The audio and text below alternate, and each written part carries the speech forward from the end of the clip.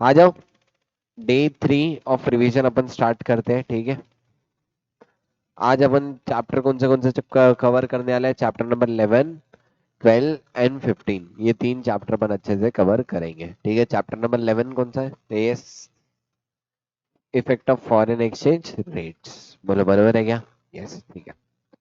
तीनों भी छोटे छोटे चैप्टर है और जल्दी जल्दी हो जाता, ठीक है, तो अच्छे से ध्यान देना। आ जाओ।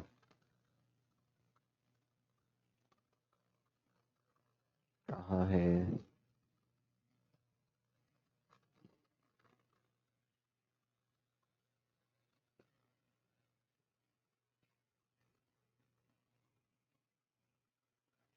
चलो,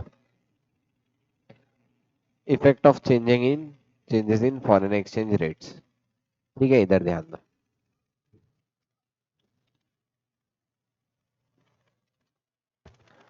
चलो, अब फॉरेन एक्सचेंज में एक वेरी वेरी इंपॉर्टेंट चीज ध्यान रखना। दो तरीके के आइटम्स है, एक नॉन मॉनेटरी आइटम, दूसरा monetary item. What does mean bye monetary item? Monetary item मतलब कोई भी ऐसी चीज जिसका फ्यूचर में सेटलमेंट होने वाला है। क्या होने वाला है फ्यूचर में? सेटलमेंट। मॉनेटरी आइटम मतलब क्या? कोई भी ऐसी चीज जिसका फ्यूचर में सेटलमेंट होगा, may be into the fixed amount in foreign currency में होना चाहिए। मतलब बनाने यानी मॉनेटरी आइटम किसको बोलूंगा मैं? ऐसी कोई भी चीज जिसका फ्यूचर में सेटलमेंट होगा, किस पे? फिक्स्ड अमाउंट, या अमाउंट चेंज हो सकता है, लेकिन कौन सी करेंसी में होना चाहिए? Foreign currency. इसी को अपन क्या बोलेंगे? Monetary item. जैसे क्रेडिटर है या डेटर है, इनसे मेरे को फ्यूचर में पैसे आने वाले हैं, देने के पड़ेंगे क्या? यस। फिक्स होगा क्या?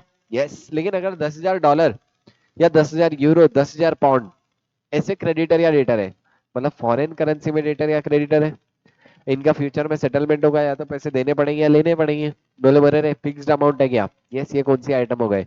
Monetary item. और एग्जांपल देता, मैंने फॉरेन से लोन लिया। जनरली फॉरेन से ऐसा लोन क्यों लेते हैं?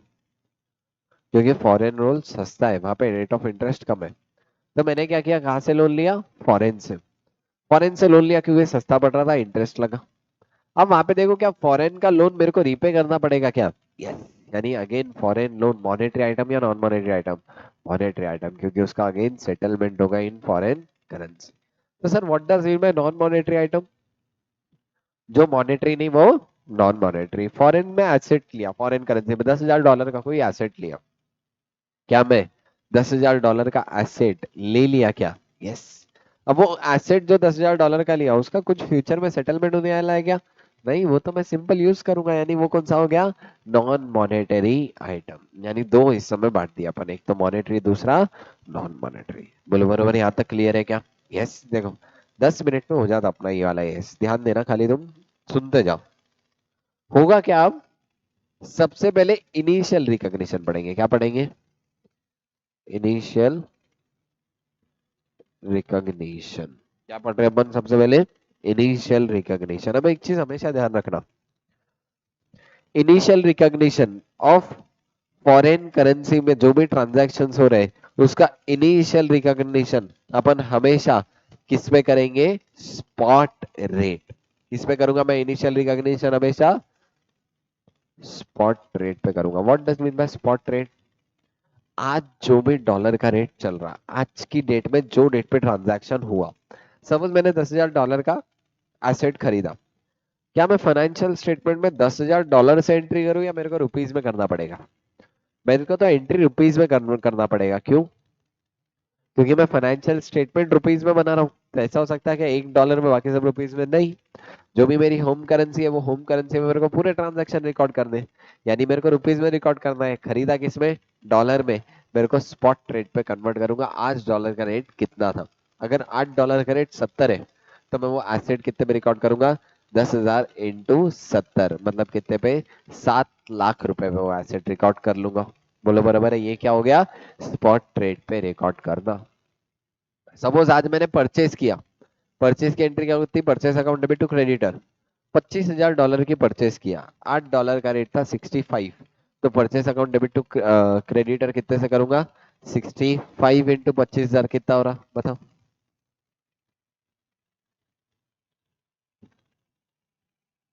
16,25,000 बोले बोले क्या क्या आ जाएगा? 16,25,000 बोले समझ में आ रहा है क्या? बोलो रे यस। तो कितने पे रिकॉर्ड करूंगा वो केस में? 16,25,000 रुपीज पे रिकॉग्नाइज कर लूंगा। बोले समझ में आ रहा है क्या? यस। यानी हमेशा चाहे मॉनेटरी हो या नॉन मॉनेटरी हो, इनिशियल रिकॉग्निशन तो किस पे करूंगा? स्पॉट ट्रेड पे। बोलो बराबर है क्या? यस। यानी मॉनेटरी नॉन मॉनेटरी दोनों आइटम का इनिशियल रिकॉग्निशन किस पे होगा? स्पॉट ट्रेड पे होगा। बोलो बराबर है क्या? यस। स्पॉट ट्रेड पे इनिशियल रिकॉग्निशन फिक्स हो गया।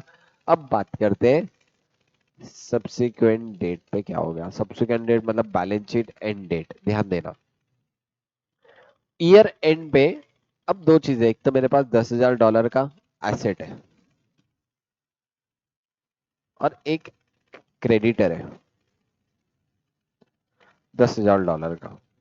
एक बात बताओ, एसेट मॉनेटरी या नॉन मॉनेटरी?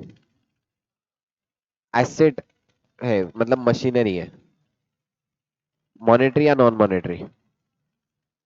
नॉन मॉनेटरी हो। बोलो बराबर है क्या? यस। मेरे पास एसेट है मतलब मेरे पास मशीन है और एक है क्रेडिटर। मशीन क्या हुआ? Non monetary. और ये क्या हुआ? मॉनेटरी। ये क्लियर है क्या? बोलो रे यस। इनिशियल रिकॉग्निशन मैंने $10,000 का 70 के हिसाब से मशीन कितने पे रिकॉर्ड किया? 7 लाख। क्रेडिटर कितने पे? 7 लाख। अब ईयर एंड आ गया और डॉलर का रेट हो गया 75। कितना हो गया डॉलर का रेट? 75। आइडियली ये क्रेडिटर को अब मेरे को कितने देने पड़ेंगे? 7,50,000 देने पड़ेंगे क्या? बोलो रे यस। लेकिन ये केस में इवन इफ डॉलर का रेट 75 हुआ, क्या मेरे को 75 से किसी के पैसे देने के हैं क्या? नहीं। यहाँ पे मैंने एक बार मशीन खरीदा, किस्सा खत्म, पैसा हजम। यहाँ पे कुछ भी करने की जरूरत है क्या? नहीं। लेकिन यहाँ पे 7,50,000 पे रिकॉर्ड करने की जरूरत क्यों है? क्योंकि अब कितने पे करूंगा? 7,50,000। यानी समझ में क्या आ रहा? क्या मॉनेटरी आइटम को रीमेजर करने की जरूरत है क्या? यस। लेकिन नॉन मॉनेटरी आइटम को रीमेजर करने की जरूरत है क्या? नहीं है। बोलो बराबर है क्या? यस। यानी आंसर क्या निकल गया है? Non monetary item will not be remeasured but monetary item remeasure होंगे क्या? यस। समझ में आ रहा है क्या? पक्का बोलो रे यस। यानी मॉनेटरी आइटम जो भी है मेरे वो रीमेजर होंगे, लेकिन नॉन मॉनेटरी आइटम कभी भी मेरे लिए रीमेजर होंगे क्या? नहीं। बोलो बराबर है क्या? यस। अच्छा, अब मॉनेटरी आइटम मेरा रीमेजर होने वाले। अब रीमेजर करने पे एक बात बताओ, यहाँ पे गेन या लॉस आया क्या? क्या है यहाँ पे? गेन या लॉस है? लॉस है। कितने का लॉस है? 50,000। कितने का लॉस हो गया? 50,000। सर ये 50,000 रुपए के लॉस का क्या करूं? तो अगला क्वेश्चन मार्क रहेगा, मॉनेटरी आइटम शॉर्ट टर्म है या फिर लॉन्ग टर्म है? क्या क्वेश्चन मार्क रहेगा? मॉनेटरी आइटम शॉर्ट टर्म था या लॉन्ग टर्म था? अगर शॉर्ट टर्म था तो कहाँ लेके जाओ? P&L। देखो again it is a revision, इसलिए डिटेल नहीं बता रहा। जो भी लास्ट आया डोर लगा के आओ प्लीज। ठीक है।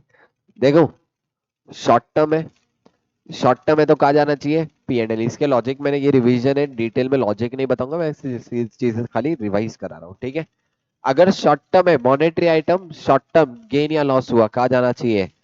P&L। लेकिन अगर वही non monetary item, sorry non monetary item तो इमेजर ही नहीं हो रहा था, अगर वही मॉनेटरी आइटम लॉन्ग टर्म है तो फिर वापस से दो सिनारियोस बनते हैं मेरे। एक तो सिनारियो क्या बनेगा?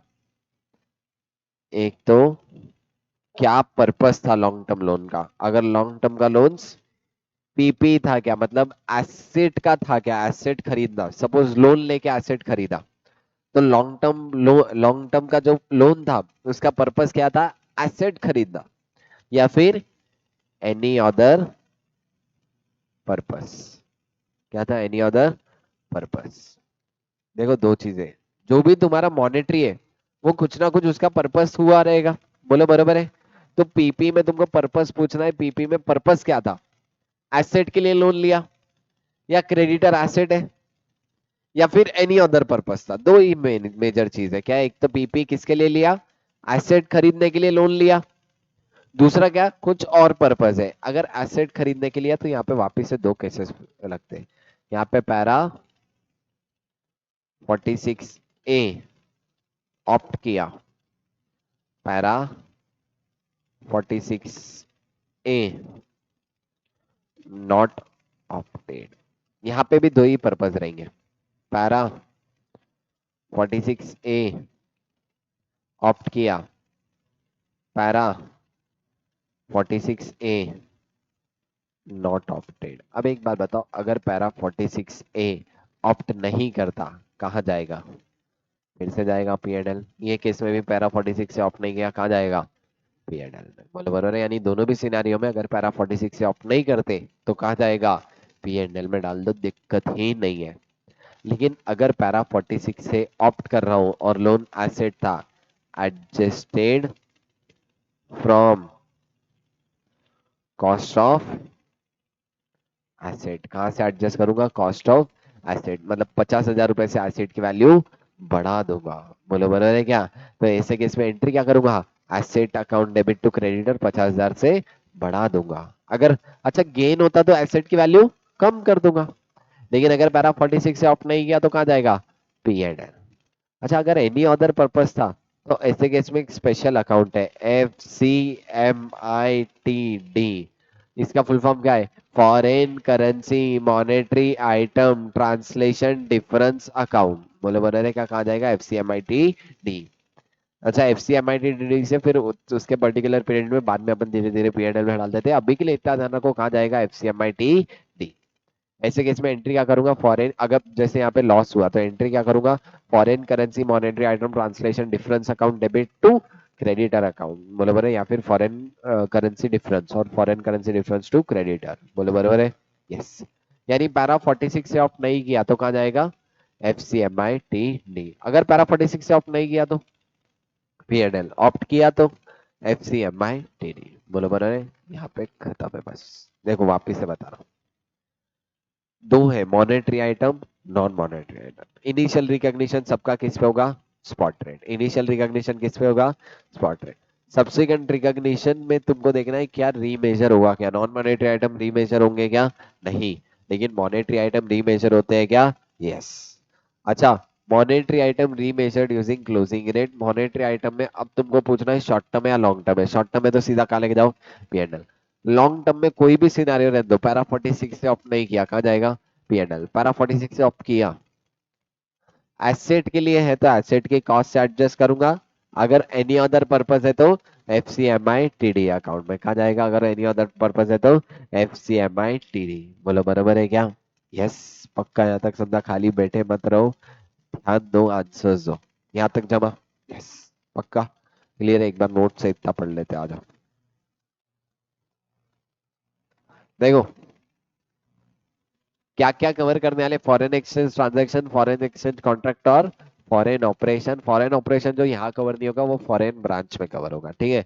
मॉनेटरी आइटम मतलब क्या, एसेट और liability whose settlement as per the contract in fixed amount and such currencies foreign currency. यहाँ पे एग्जांपल दे, cash, bank, debtor, bill receivable, advance, loan, expense payable, creditor.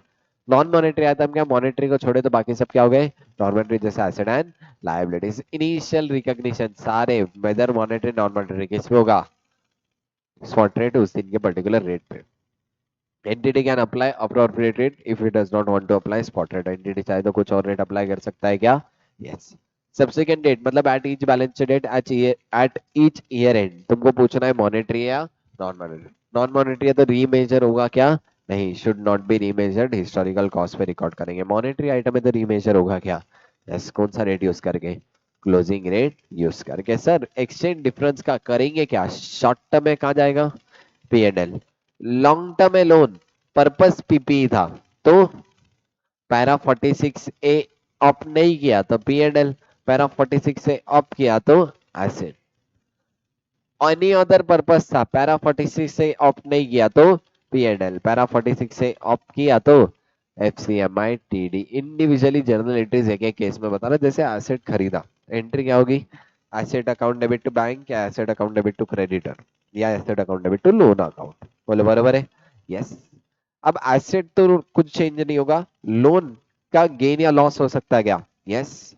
अब देखो अगर लोन में गेन है मतलब मेरा फायदा हुआ, बोले बराबर है, और शॉर्ट टर्म था तो डायरेक्टली पीएनएल क्रेडिट होना चाहिए, बोले बराबर है क्या, foreign currency difference account debit to PNL, और फॉरेन करेंसी डिफरेंस को लोन से एडजस्ट करूंगा, बोले बराबर है क्या, loan account debit to foreign currency difference.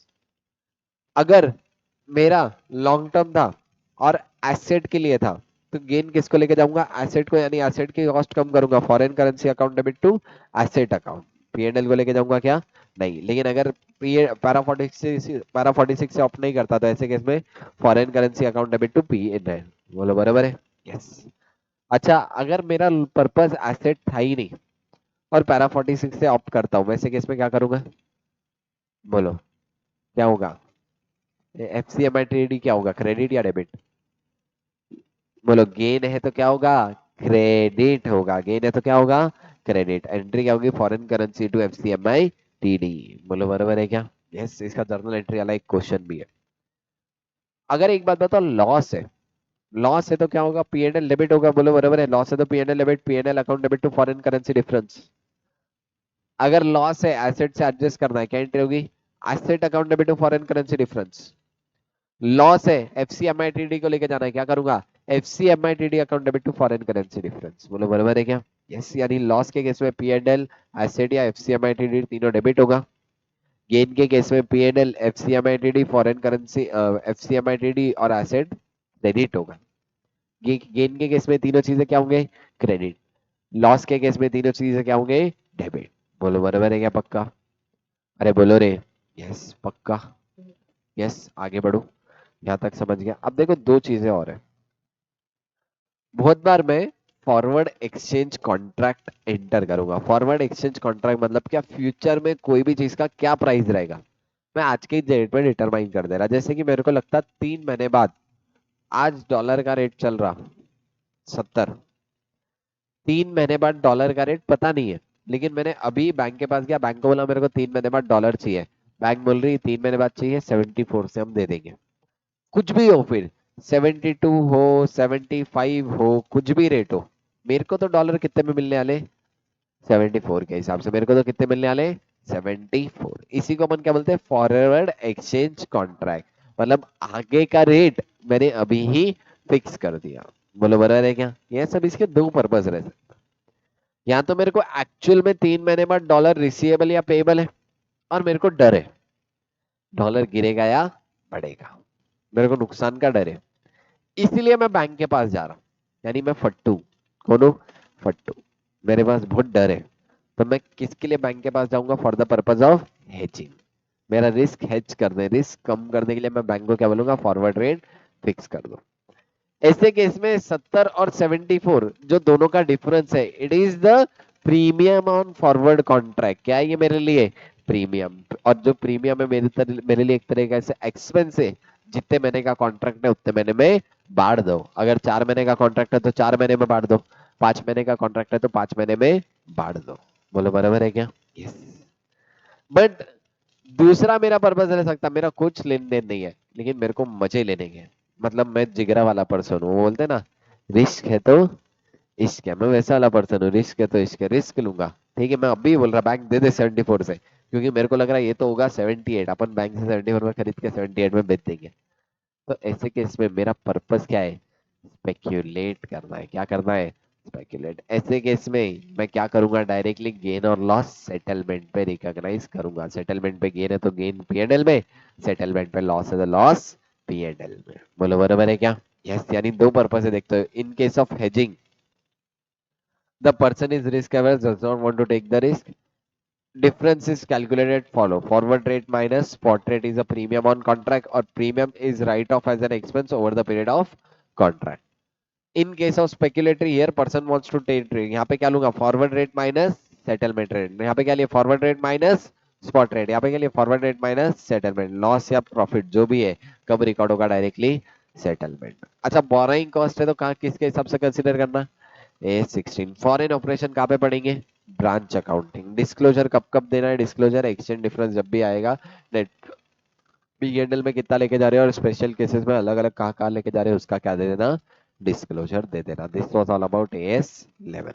अच्छा आरटीपी में एक ही क्वेश्चन है अब तक के आरटीपी में, लेकिन वो एक क्वेश्चन भी इन्होंने गलत दिया। दो क्वेश्चन है एक्चुअली, ठीक है। एक क्वेश्चन थोड़ा सा गलत है, क्या गलत है वो भी बताऊंगा, और एक क्वेश्चन थोड़ा सा सही है। अच्छा इसमें जर्नल एंट्री वाला क्वेश्चन एक भी आरटीपी पीवाईक्यू में नहीं है, लेकिन एक जर्नल एंट्री का क्वेश्चन क्वेश्चन बैंक में जहाँ पे तीनों चारों केसेस कवर है, तो वो वाला क्वेश्चन तुम कंपलसरी घर पे जाके करना, ठीक है। तो वो वाला क्वेश्चन कंपलसरी घर पे जाके कर लेना,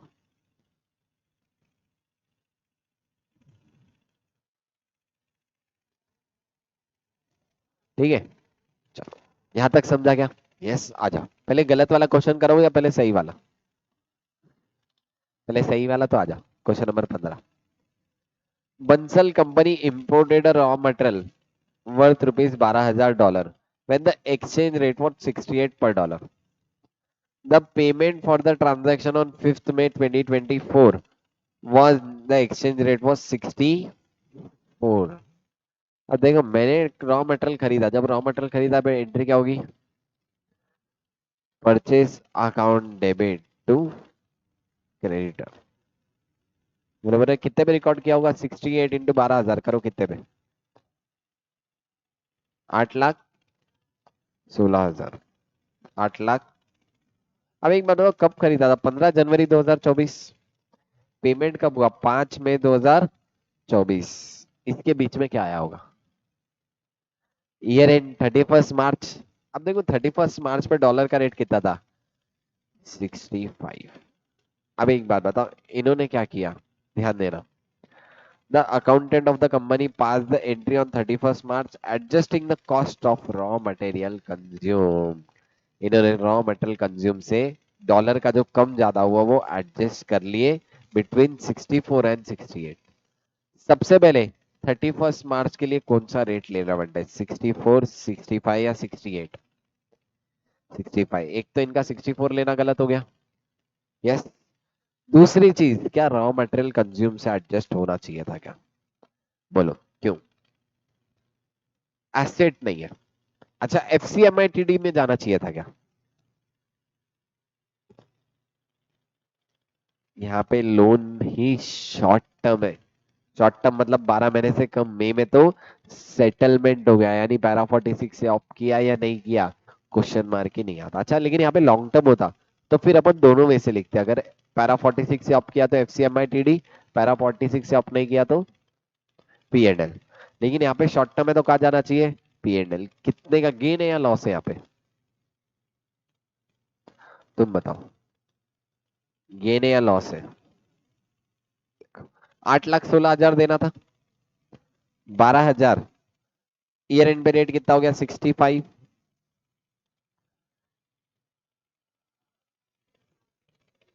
गेन है या लॉस है? 8,16 देना था, आप कितने देने पड़ेंगे? 7,80,000। गेन है या लॉस है? गेन है, डॉलर का रेट कम हुआ, लेकिन मेरे को डॉलर देना बाकी था। देना बाकी था, रेट कम हो गया, क्या हो गया? गेन है। समझा क्या? अगर आना बाकी रहता तो लॉस रहता। थोड़ा दिमाग लगाओ, प्रेजेंस ऑफ माइंड। कितने का गेन है बताओ? 36,000। कब रिकॉर्ड करूंगा? 31 मार्च। अच्छा मई पे फिर कितना रिकॉर्ड होगा? आप देखो एक्चुअल में सेटलमेंट कितने पे हुआ? 64। यानी वापिस से और कितने का हो गया बताओ लॉस? $1 का लॉस हुआ 12,000, यानी और 12,000 रुपए का गेन हुआ।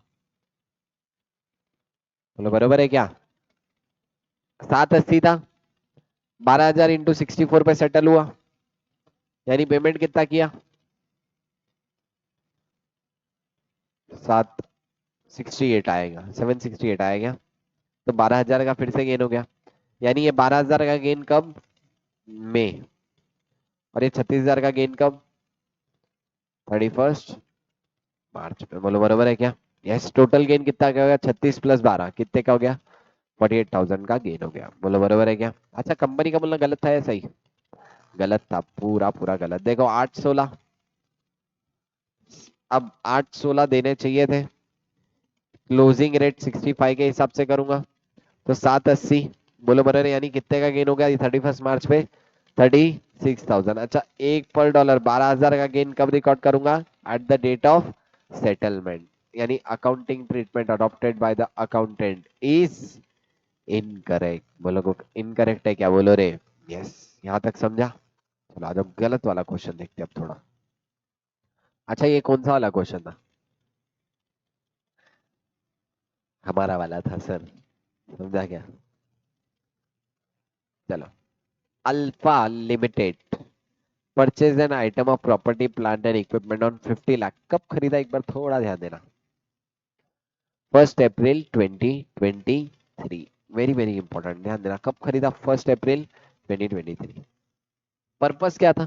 Property plant and equipment. The same was fully finance when the foreign currency loan repayment in the 5 equal installment annually. अब देखो, फर्स्ट इंस्टॉलमेंट कब जाएगी? अगर मैंने प्रॉपर्टी प्लांट एंड इक्विपमेंट 1 अप्रैल 2023 को खरीदा। कब खरीदा? 2023। और रीपेमेंट कब करना है? First 5 equal installment. यानी पहली इंस्टॉलमेंट कब जाएगी? 31/3/2024। कितने पे करूंगा इंस्टॉलमेंट? $10 लाख पे करूंगा। बोलो कितने पे करूंगा?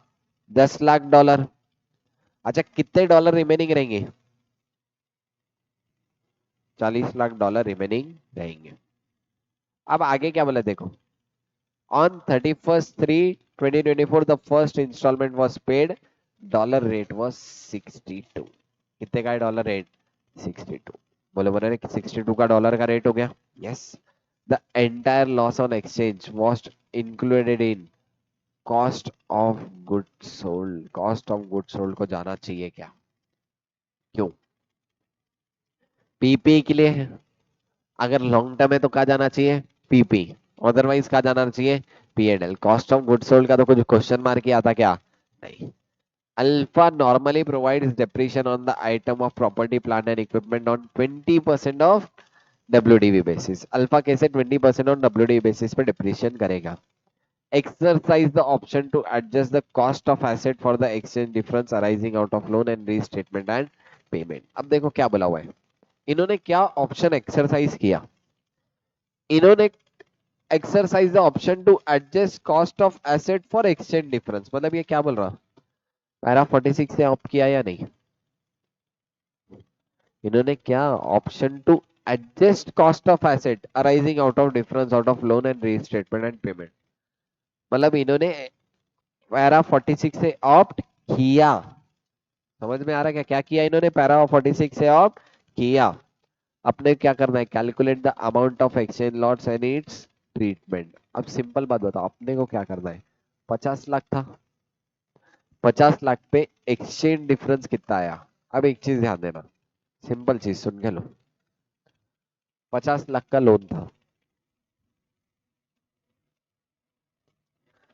10 लाख डॉलर, $40 लाख। अब एक्सचेंज डिफरेंस कितने का था बताओ? 60 का था। ईयर एंड पे कितना हो गया? 62। यानी एक्सचेंज डिफरेंस $2 का था। 2 पर डॉलर मल्टीप्लाई बाय 2, कितने कितने का एक्सचेंज डिफरेंस है? 20 लाख। 80 लाख। बोलो बराबर है? अब एक बात बताए, 50 लाख के लोन में ये 20 लाख तो साल भर के अंदर पे हो गया। यानी ये शॉर्ट टर्म है या लॉन्ग टर्म है? Short term. तो आइडियली ये कहा जाना चाहिए? ये 80 लाख लॉन्ग टर्म है या शॉर्ट टर्म है? लॉन्ग टर्म है, कहा जाना चाहिए? एसेट्स। बोलो बराबर है क्या? कहा जाना चाहिए? एसेट्स। अब एक चीज ध्यान देना, कितने का एसेट था? 50 लाख। कितने पे लिया था? 60 से। यानी कितना हो गया? 3 करोड़ का एसेट था क्या? बोलो रे। कितने का एसेट था? 3 करोड़। अब एक बात बताओ, डिफरेंस तो ईयर एंड पे, ईयर एंड पे वैल्यू बढ़ी तो ये 80 लाख पे अभी से डिफरेंस लगे या अगले साल से? अगले साल से, यानी रिवाइज डेप्रिसिएशन करंट ईयर का चेंज होगा या अगले साल का? अगले साल। अब इन्होंने गड़बड़ क्या की है, देखो ध्यान देना। देखो, entire exchange loss due to variation of 20 lakh on 31/3/2023। पहले तो ये कहां से लेके आए? क्या होना चाहिए? 2024 होना चाहिए, 2024 होना चाहिए, क्या बोलो रे?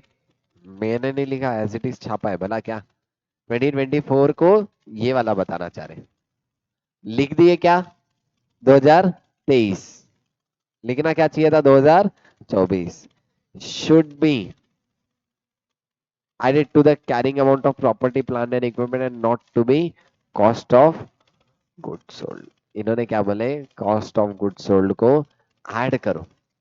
लेकिन एक्चुअली में तो इसको अगर ऐड भी कर रहे तो भी 31 मार्च 2023 पे ऐड होगा क्या? कब ऐड होगा? 31 मार्च 2024। Further depreciation on amount amortise depreciation amount should also be provided. अब आगे क्या बोला हुआ है देखो, calculation of exchange loss, foreign currency loss कितने का? 50 लाख इंटू 3,000 लाख का एसेट था अपना भी आया, 3 करोड़ का एसेट अपना भी आया था ना, बोलो रे। Yes. Exchange loss outstanding 40 lakh का आउटस्टैंडिंग 80 लाख का, अपना भी आया था क्या? बोलो रे, अपना भी आया था क्या? यस। अच्छा, 80 lakh to the added cost of asset of item of PP corresponding to the outstanding loan in addition of 20 lakh on the exchange of payment of installment, total cost of property plant and equipment increased by 100 lakh. चलो इस पे अपन agree भी कर लेते कि इसको कहाँ लेके जाना, दोनों को। इसको भी इन्होंने लॉन्ग टर्म ही लोन था, टोटल लोन ही लॉन्ग टर्म कंसिडर किया। Total loan long term consider करके दोनों को भी कहाँ लेके गए? इसको भी कहाँ लेके गए? एसेट को। इसको भी कहाँ लेके गए? एसेट को। यानी टोटल कितने से बढ़ा? 100 लाख, मतलब 1 करोड़ से बढ़ा। लेकिन 2023 में कहां से बढ़ा? कहाँ बढ़ेगा ये तो? 2024 पे। देखो, एसेट लिए कब थे? 1 अप्रैल 2023, लेने के पहले पैसे दे रहे। हो सकता क्या ऐसा? नहीं है, ठीक है। अच्छा, टोटल डेप्रिसिएशन फॉर 2023 2024 अब इन्होंने कैसे निकाले? 3,100 लाख का 20%, मतलब कितना आ जाएगा? 620 लाख। ठीक है। यहाँ तक ये वाले स्टेप पे अपन एग्रीड रहेंगे। ओनली टू द कंडीशन क्या रहना चाहिए? ये जो 31 मार्च 2023 है, ये क्या रहना चाहिए? 31 मार्च 2024 होना चाहिए। बोलो बने क्या? अच्छा सर, क्या आरटीपी में गलत क्वेश्चन प्रिंट हो सकते हैं क्या? यस। होता, बहुत बार इनसे गलतियां होती। छापते टाइम ये लोग कुछ ना कुछ कॉपी पेस्ट एरर कर देते। तो इसका सिंपल सॉल्यूशन विल भी कितने से बढ़ेगा देखो, इससे बढ़ेगा। 3 करोड़ का ओरिजिनल एसेट था, सॉरी, 30 करोड़ का ओरिजिनल, कितने का था? 30 करोड़ का ओरिजिनल एसेट था, 1 करोड़ से बढ़ गया। बोलो बराबर है? तो कितना हो गया? 31। 3,100 करोड़। अब इसका कितना परसेंट? 20%। कितना आ जाएगा? 620 आ जाएगा। बोलो बराबर है क्या? अरे बोलो रे। यस, समझा पक्का?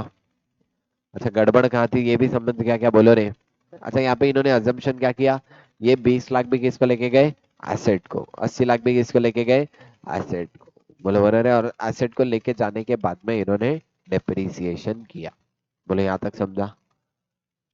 अरे बोलो। यस। यहाँ पे अपना कौन सा एंड हुआ? AS11। अच्छा, एक क्वेश्चन है, देखो बताओ।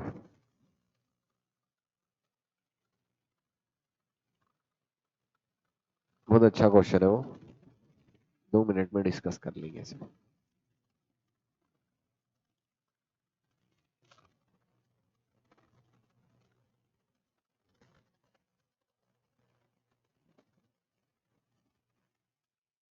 ये वाला, $10,000 का फॉरेन करेंसी लोन लिया, 48 था, 51 हो गया। अच्छा, लोन किसके लिए लिया? डेप्रिसिएबल एसेट के लिए। ठीक है। एनुअल इंटरेस्ट 5% था, इंटरेस्ट का तो कुछ भी लेना देना नहीं। अगर पैरा 46 से इज नॉट अवेल्ड, पैरा 46 से आउट अवेल। अब सबसे पहले तो देखो, 10,000 का 5% कितना आ रहा? 500। बोलो बराबर है। 500 को कितने से पे करूंगा? 51। 500 इंटू 51 कितना हो गया? 25,500। 25,500 तो interest cost, finance charges, account debit to bank. बोलो बराबर है क्या? यस। ये देखो, कितना आया था अपना? 25,500 finance cost account debit to bank, ये वाला बरोबर है क्या? यस, इसमें तो कोई दिक्कत ही नहीं है, इसमें रीमेजर वगैरह कुछ दिमाग लगाने की जरूरत नहीं क्योंकि एक्सपेंस है। अब $10,000 का जो लोन था, अगर पैरा 46 से अवेल नहीं किया तो कहा जाना चाहिए P&L। अगर पैरा 46 से अवेल किया तो एसेट की वैल्यू बढ़ा दूंगा। अच्छा, गेन है या लॉस है? $10,000 का लोन था 48 से, अब डॉलर का रेट हो गया 51, गेन है या लॉस है? लॉस है। अच्छा, कितने का लॉस हो गया? 30,000 का लॉस है। पहले केस में एंट्री क्या होगी? देखो 30,000 डायरेक्टली P&L को लेके जाऊंगा, लॉस है तो P&L क्या होगा? Debit, P&L account debit to foreign currency, और बाद में लोन से एडजस्ट करूंगा। देखो वही है क्या? यस, फॉरेन एक्सचेंज डिफरेंस मतलब P&L account debit to foreign loan account को ले लिया, बोलो बराबर है। अच्छा, इन्होंने यहाँ पे bank account debit to foreign loan जब लिया तब की भी एंट्री की है, बोलो बराबर है क्या? यस, अगर पैरा 46 से अवेल नहीं किया तो सिर्फ ये एंट्री की जगह क्या हो जाती? नहीं, पी अगर ऑप्ट करता तो property plant and equipment account debit to foreign exchange difference. अच्छा, थर्ड केस क्या बोला? If loan was taken for any other purpose, तो ऐसे केस में कहा लेके जाता? FCMI TD, बोलो बराबर क्या? देखो कहा लेके FCMI TD account debit to foreign exchange difference, बोलो बराबर है क्या? यस, समझा? तो अगर ये वाला क्वेश्चन समझा तो इजी था, खाली एक मेरे को लगता है अगर जनरल एंट्री आया तो इसमें से कोई एक या दो सिनेरियो लेके पूछेगा, बोलो बराबर है? अरे बोलो रे। यस, चलो आ जाओ, यहाँ तक समझा? Next case is government grant. Government grant मतलब क्या? गवर्नमेंट से कुछ ना कुछ पैसे आए या कुछ ना कुछ बेनिफिट आया, बोलो बराबर है क्या? Yes, include subsidy, cash incentive, duty, drawback. लेकिन क्या क्या एक्सक्लूड होगा? कभी भी प्राइस चेंज हो रहे हैं और इसके वजह से गवर्नमेंट दे रही है, जैसे पेट्रोल इंडस्ट्री, गोल्ड इंडस्ट्री में कुछ भी प्राइस चेंज होता उसके वजह से गवर्नमेंट तुमको हेल्प करती है, तो वो चीज यहाँ पे आएगी क्या? नहीं। गवर्नमेंट ने assistance in other than form of government grant, government grant के अलावा गवर्नमेंट हेल्प कर रही है, जैसे आज की डेट में एक बहुत मोदी जी ने चलाया था ease of doing business, government तुम्हारी बिजनेस करने में मदद करी, रजिस्ट्रेशन वगैरह फास्ट कर देगी, ये कोई गवर्नमेंट ग्रांट है क्या? नहीं। या फिर government participation in ownership, government ने ओनरशिप ही खरीद ली, ये भी कोई मेरे लिए गवर्नमेंट ग्रांट होगा क्या? नहीं, बोलो बराबर है क्या? गवर्नमेंट ग्रांट मींस क्या? Assistance in cash on kind against compliance of certain condition, अगर कंडीशन कंप्लाई करते तो ही तुमको गवर्नमेंट मिलेगा। अच्छा, अगर अभी ग्रांट मिल गया लेकिन बाद में कंडीशन सब कंप्लाई नहीं हुई, फिर government grant will be refundable, government को क्या वापस ग्रांट देना पड़ेगा क्या, बोलो रे? यस। यानी क्या है देखो, गवर्नमेंट ने कैश में पैसे आज के डेट में दे दिए लेकिन क्या कंप्लाई करना पड़ेगा? कंडीशंस कंप्लाई करने पड़ेंगे क्या, बोलो रे? यस। अच्छा, such asset should be capable of being valuable होना चाहिए, बोलो बरोबर है क्या? यस, यानी गवर्नमेंट कैश और kind against compliance of certain condition, अगर कंडीशन कंप्लाई नहीं होती तो ग्रांट क्या हो जाएगा? रिफंडेबल हो जाएगा, बोलो बरोबर है क्या? यस। और क्या है? Such asset should be capable of being valued. अच्छा, अकाउंटिंग ट्रीटमेंट गवर्नमेंट ग्रांट का क्या होगा? दो अप्रोच, कैपिटल अप्रोच और इनकम अप्रोच। इनकम अप्रोच मतलब क्या लेके जाऊंगा? P&L या तो एक साथ या ओवर द पीरियड ऑफ, या तो एक साथ या तो over the period of time. अगर कैपिटल अप्रोच है तो क्या ट्रीट करूंगा? Treat as a part of share holder fund, government ने ऐसे ही रख ले तेरे शेयर होल्डर में ओनरशिप के लिए, तो कहा लेके जाऊंगा? शेयर होल्डर अप्रोच में ऐड कर दूंगा, बोलो बराबर क्या रहेगा? यस। अब देखो टाइप्स ऑफ ग्रांट, ध्यान देना, खाली सुन के लेना, एक ही साथ बताता। खाली रिकॉग्निशन क्राइटेरिया देख लो, एक तो गवर्नमेंट ग्रांट मिलेगा ये पक्का है, और कंडीशंस कंप्लाई हो गए तो ही गवर्नमेंट ग्रांट रिकॉग्नाइज करना। अच्छा, अगर अभी मेरे को लग रहा कंडीशंस कंप्लाई करूंगा बाद में नहीं हुई तो गवर्नमेंट ग्रांट रिफंडेबल बन जाएगा। अच्छा, रिफंडेबल की जर्नल एंट्री मैंने इंडिविजुअल एक एक केस में ही कवर कर ली है। अब देखो सबसे पहले तो गवर्नमेंट ने नॉन मॉनेटरी ग्रांट दिया। नॉन मॉनेटरी ग्रांट मतलब क्या? गवर्नमेंट ने पैसे नहीं दिए। मॉनेटरी ग्रांट मतलब गवर्नमेंट पैसे देगी। नॉन मॉनेटरी ग्रांट के केस में गवर्नमेंट ने पैसे नहीं दिए। गवर्नमेंट क्या बोल रही है, या तो तुम ये एसेट है या एसेट रख लो। यानी गवर्नमेंट ने मॉनेटरी दिया या नॉन मॉनेटरी? Non monetary. अब हुआ क्या, थोड़ा ध्यान देना अच्छे से। गवर्नमेंट ने एसेट दिया, क्या रिकॉग्नाइज होना चाहिए क्या बुक्स में? यस। गवर्नमेंट ने फ्री ऑफ कॉस्ट एसेट दिया, 1 रुपया भी नहीं लिया, फिर भी रिकॉर्ड होना चाहिए क्या? Yes.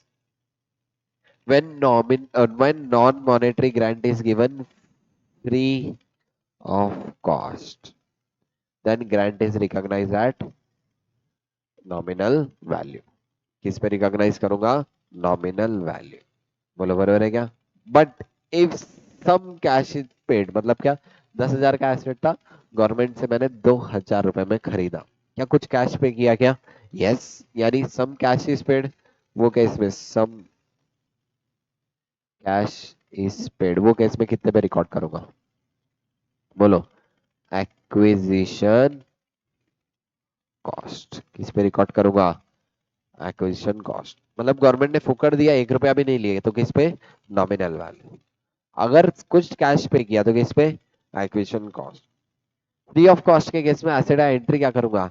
Asset account debit to, किसको करूं? कैश तो दिया नहीं, तो एक स्पेशल कैपिटल रिजर्व बोल के ले जा रहे, किसको लेकर चले जाओ? Capital reserve. एंट्री आ जाएगी asset account debit to capital reserve. लेकिन अगर कुछ कैश पे किया तो एंट्री क्या करूंगा? Asset account debit to cash account. क्या करूंगा? Asset account debit to cash. बोलो बना है क्या? अच्छा, इफ ग्रांट बिकम रिफंडेबल, ऐसे केस में मतलब एसेट वापस देना पड़ा, तो एंट्री क्या करूंगा? कैपिटल रिजर्व टू एसेट, जहां पे नॉमिनल वैल्यू था। अच्छा, कैश पे किया था, वैसे केस में या तो कैश वापस आएगी या कैपिटल रिजर्व से रिवर्स कर देना। एंट्री क्या होगी? Capital reserve to asset account. बोलो बना है क्या? या वापस देना पड़ा, रिफंडेबल रहा तो। ठीक है, समझा? कौन सा वाला केस पढ़े? when non-monetary grant is given by the government। देखो आ जाओ, चलो पढ़ लेते हैं एक बार फटाफट। देखो, non-monetary grant received in the form of non-monetary assets such as land and other resources. If some cash is paid, record at acquisition cost. If free of cost, then nominal value। nominal value पे तो entry क्या होगी? Asset account debit to capital reserve. अगर acquisition cost है तो asset account debit to bank. अच्छा, अगर nominal value पे रिकॉर्ड कर रहा, मतलब कुछ भी पैसे नहीं दिए, तो डिप्रीशिएशन करूंगा क्या? नहीं। लेकिन कुछ पैसे दिए कैश में, तो करूंगा क्या? यस। रिफंड हुआ तो एंट्री क्या हो जाएगी? Capital reserve to asset account. बोलो बना, रिफंड हुआ तो एंट्री क्या होगी? Capital reserve to asset. अब देखो ध्यान देना, नॉन मॉनेटरी ग्रांट था, कुछ कैश पे किया, डिप्रीशिएशन होगा क्या? नॉन मॉनेटरी ग्रांट था, खुद भी पैसे नहीं दिए, नहीं होगा। फिर डिप्रीशिएशन रिकॉग्नाइज होगा क्या? नहीं होगा। बोलो बराबर है क्या? पक्का? ठीक है। अब presentation of grant related to the specific fix asset, मतलब क्या? मेरे को फिक्स एसेट खरीदना था। क्या खरीदना था?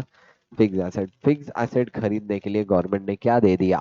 ग्रांट दे दिया। क्या दे दिया? फिक्स एसेट खरीदने के लिए ग्रांट। इसमें दो अप्रोच है, एक नेट मेथड, दूसरी ग्रॉस मेथड। नेट मेथड क्या बोलती है? गवर्नमेंट ने एसेट खरीदने के लिए पैसे दिए, किससे कम कर दो? एसेट की वैल्यू से कम कर दो। क्या कर दो? किससे कम कर दो? एसेट की वैल्यू से कम कर दो। बोलो बराबर है क्या? ऐसे केस में क्या करूंगा? गवर्नमेंट से पैसे आए, cash account debit to asset account. क्या करूंगा? Cash account debit to asset. अगर गवर्नमेंट ग्रांट रिफंडेबल होता है तो क्या करूंगा? वापिस से asset account debit to cash. अच्छा सर, डिप्रीशिएशन का क्या होगा?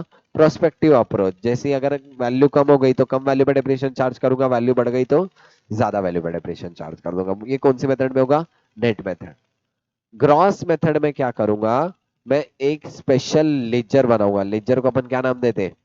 Deferred government grant, DGG account. याद आया क्या? यस।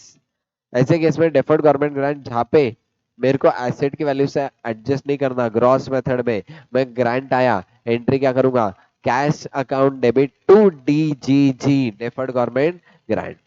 सर डीजीजी को गया, अब डीजीजी के बैलेंस का क्या करूंगा? जो रेशो का डिप्रिसिएशन था एसेट पे, जैसे डिप्रिसिएशन हो रहा, वही रेशो में हर साल कहा लेके जाऊंगा? पीएनएल में। कहा लेके जाऊंगा? पीएनएल। एंट्री क्या होगी फिर उसकी? देखो ध्यान देना, सबसे पहले एंट्री हुई cash account debit to DGG, फिर हर साल डिप्रिसिएशन के रेशो में कहा ले जाऊंगा? DGG to PNL, DGG to PNL, DGG to PNL. At the end PNL में देखो डिप्रिसिएशन और डीजीजी सेट ऑफ करके नेट गेन ही हो रहा। बोलो बराबर है क्या? खाली यहाँ पे मेहनत बढ़ गई। अच्छा, ये केस में ग्रांट रिफंडेबल हुआ, तो सबसे पहले मेरे को देखना है डीजीजी में बैलेंस कितना है। डीजीजी का बैलेंस खत्म कर दो, डीजीजी अकाउंट डेबिट। अब लेकिन सपोज मेरे को 1 करोड़ का ग्रांट मिला, लेकिन डीजीजी में बैलेंस 60 लाख है, तो बचा हुआ 40 लाख कहां से ले लूंगा? पीएनएल। क्योंकि डीजीजी को लेके कहा गया? पीएनएल। तो अगर कुछ बैलेंस बच गया तो कहां से ले लूंगा? पीएनएल से। ऐसे केस में एंट्री क्या होगी? DGG account debit PNL account debit to cash या बैंक। बोलो बराबर है क्या? यस। यानी सबसे पहले डीजीजी का बैलेंस खत्म करो, फिर भी कुछ बच रहा है रिफंड में, तो कहां से ले लेंगे? पीएनएल। बोलो बराबर है क्या? यस। यानी रिफंड के केस भी करोगे, देखो नेट मेथड, नेट मेथड मतलब क्या, reduce the grant from the value of fixed asset, depreciation will charge on the net fixed asset. अच्छा लेकिन ऐसा हो सकता है क्या, ग्रांट की अमाउंट इज इक्वल टू या more than fixed asset. 1 crore का एसेट है, गवर्नमेंट ने 1.5 करोड़ का ग्रांट दिया, ऐसे केस में भी क्या एसेट रिकॉग्नाइज होगा क्या? यस, किस पे? Nominal value. लेकिन जब जब नॉमिनल वैल्यू पे रिकॉग्नाइज करते तब क्या नहीं लगाते? डेप्रिसिएशन नहीं लगाते। अच्छा, जर्नल एंट्री फॉर ग्रांट क्या होगी? Bank account debit to fix asset, refundable हुआ तो फिक्स एसेट टू बैंक। बोलो बराबर है।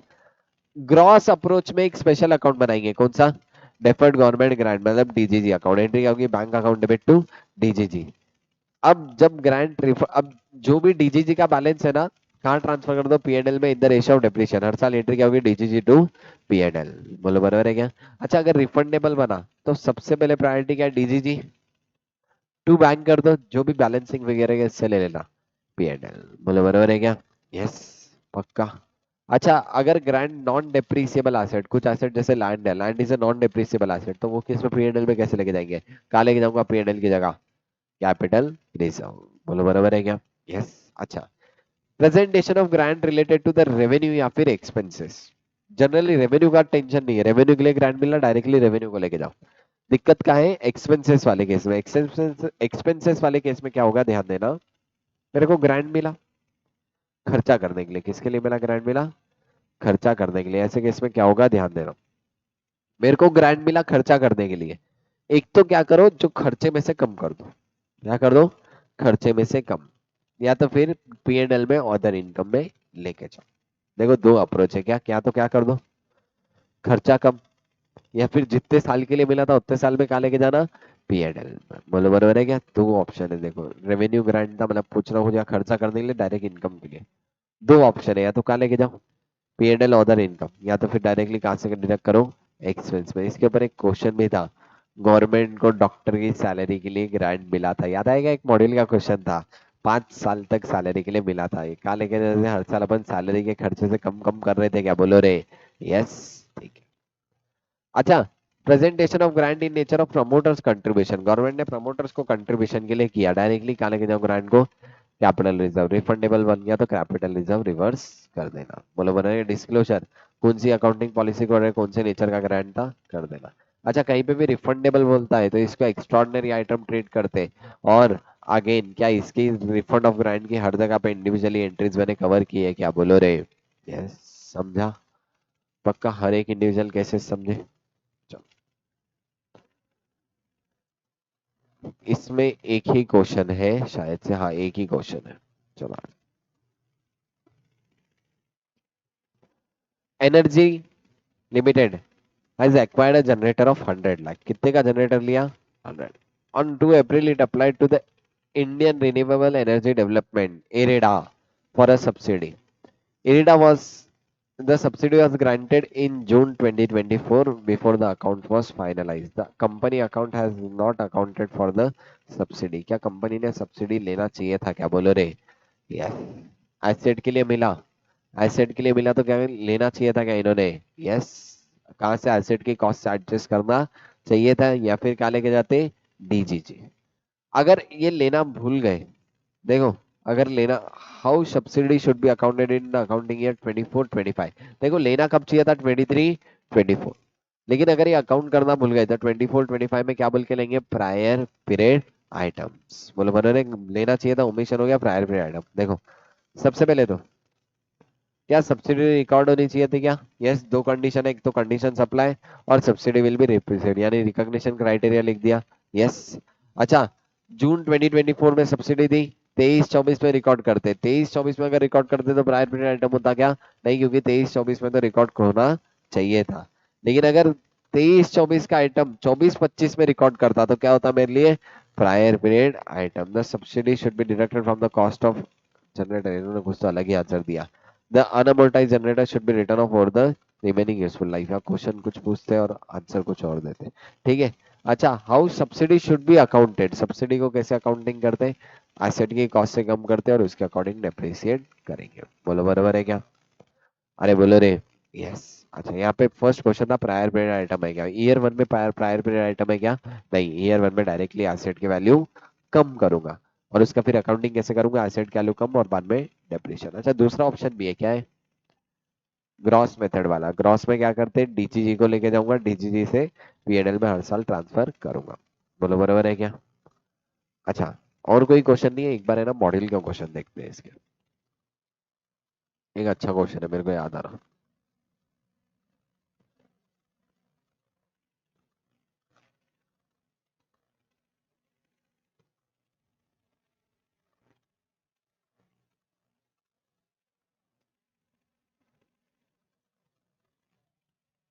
ये एक वो जो तुमको सैलरी वाला बोला क्वेश्चन याद आया क्या?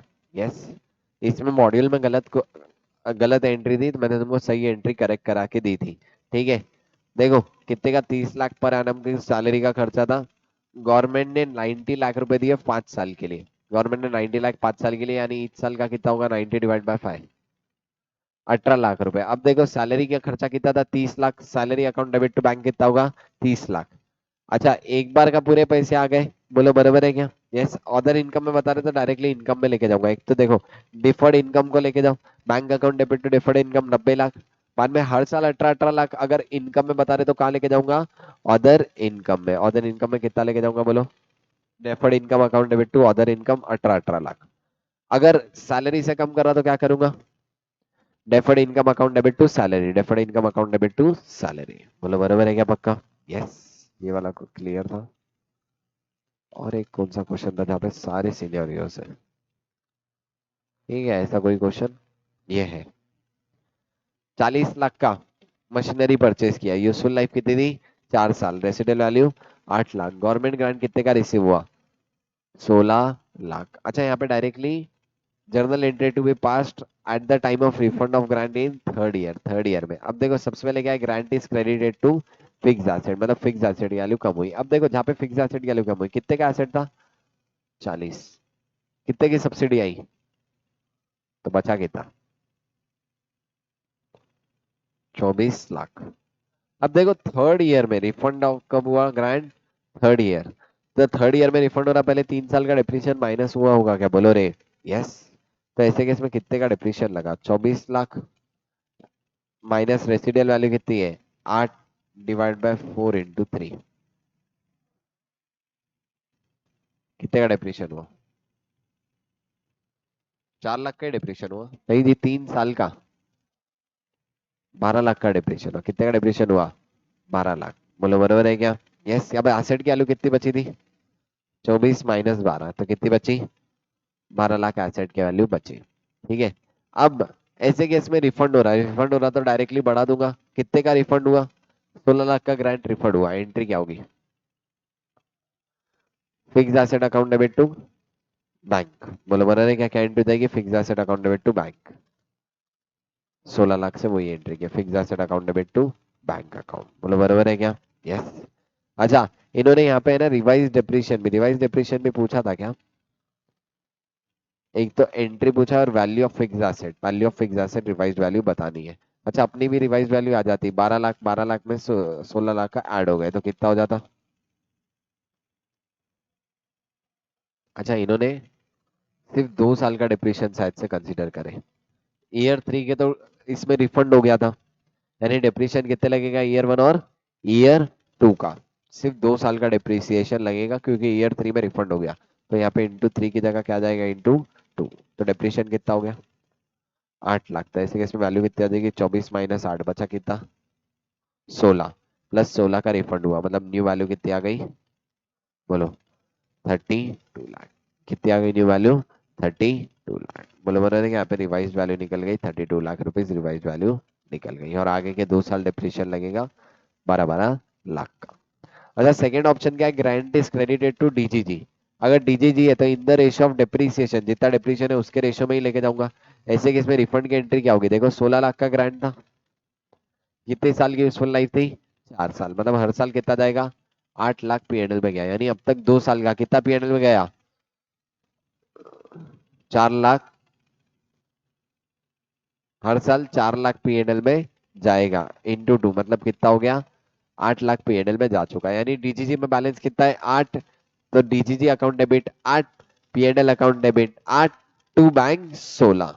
वही एंट्री हुई क्या, देखो DGG account debit 8, PNL account debit 8 to 16। अच्छा एसेट की वैल्यू में कुछ भी यहाँ पे चेंज हो रहा है क्या? देखो एसेट अनइम्पैक्टेड है, तो एसेट जैसे चलते आ रहा था वैसे ही चलता रहेगा। बोलो बराबर है क्या?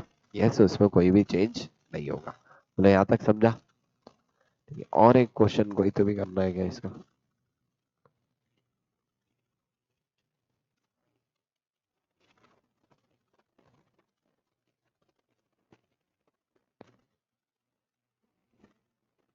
ये वाला क्वेश्चन करेंगे। 50 लाख का एसेट खरीदा, 5 साल की यूजफुल लाइफ थी, सैलरी वैल्यू थी 5 lakh. On purchase of grant, purchase of asset government is granted 10 lakh. अब pass the journal entry for first 2 years if grant is value is deducted from the fixed asset। ऐसे case में asset कितने का खरीदा था? 50। Asset account debit bank 50। इसमें पैसे कितने आए? 10। गवर्नमेंट ग्रांट 10 लाख से bank account debit to fix asset 10। यानी एसेट की वैल्यू कितनी हो गई? 40। अब हर साल डिप्रिशिएशन कितना लगेगा? देखो सैलवेज वैल्यू कितनी थी?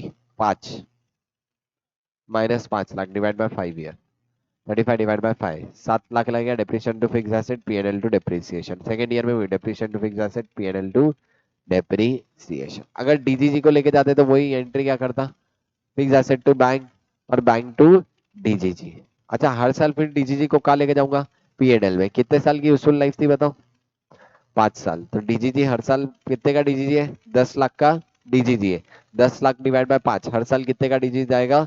2 लाख। देखो डीजीजी टू पीएनएल 2 लाख हर साल पीएनएल में जाएगा। अच्छा 50 में डेप्रिसिएशन कितना होगा था? 50 minus 5 divide by 5, 50 lakh minus 5 lakh divide by 5, 9 lakh. तो 9 लाख की एंट्री।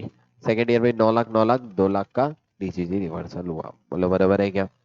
यहाँ पे कौन सा एस रिवाइज हुआ? S 12 government grant.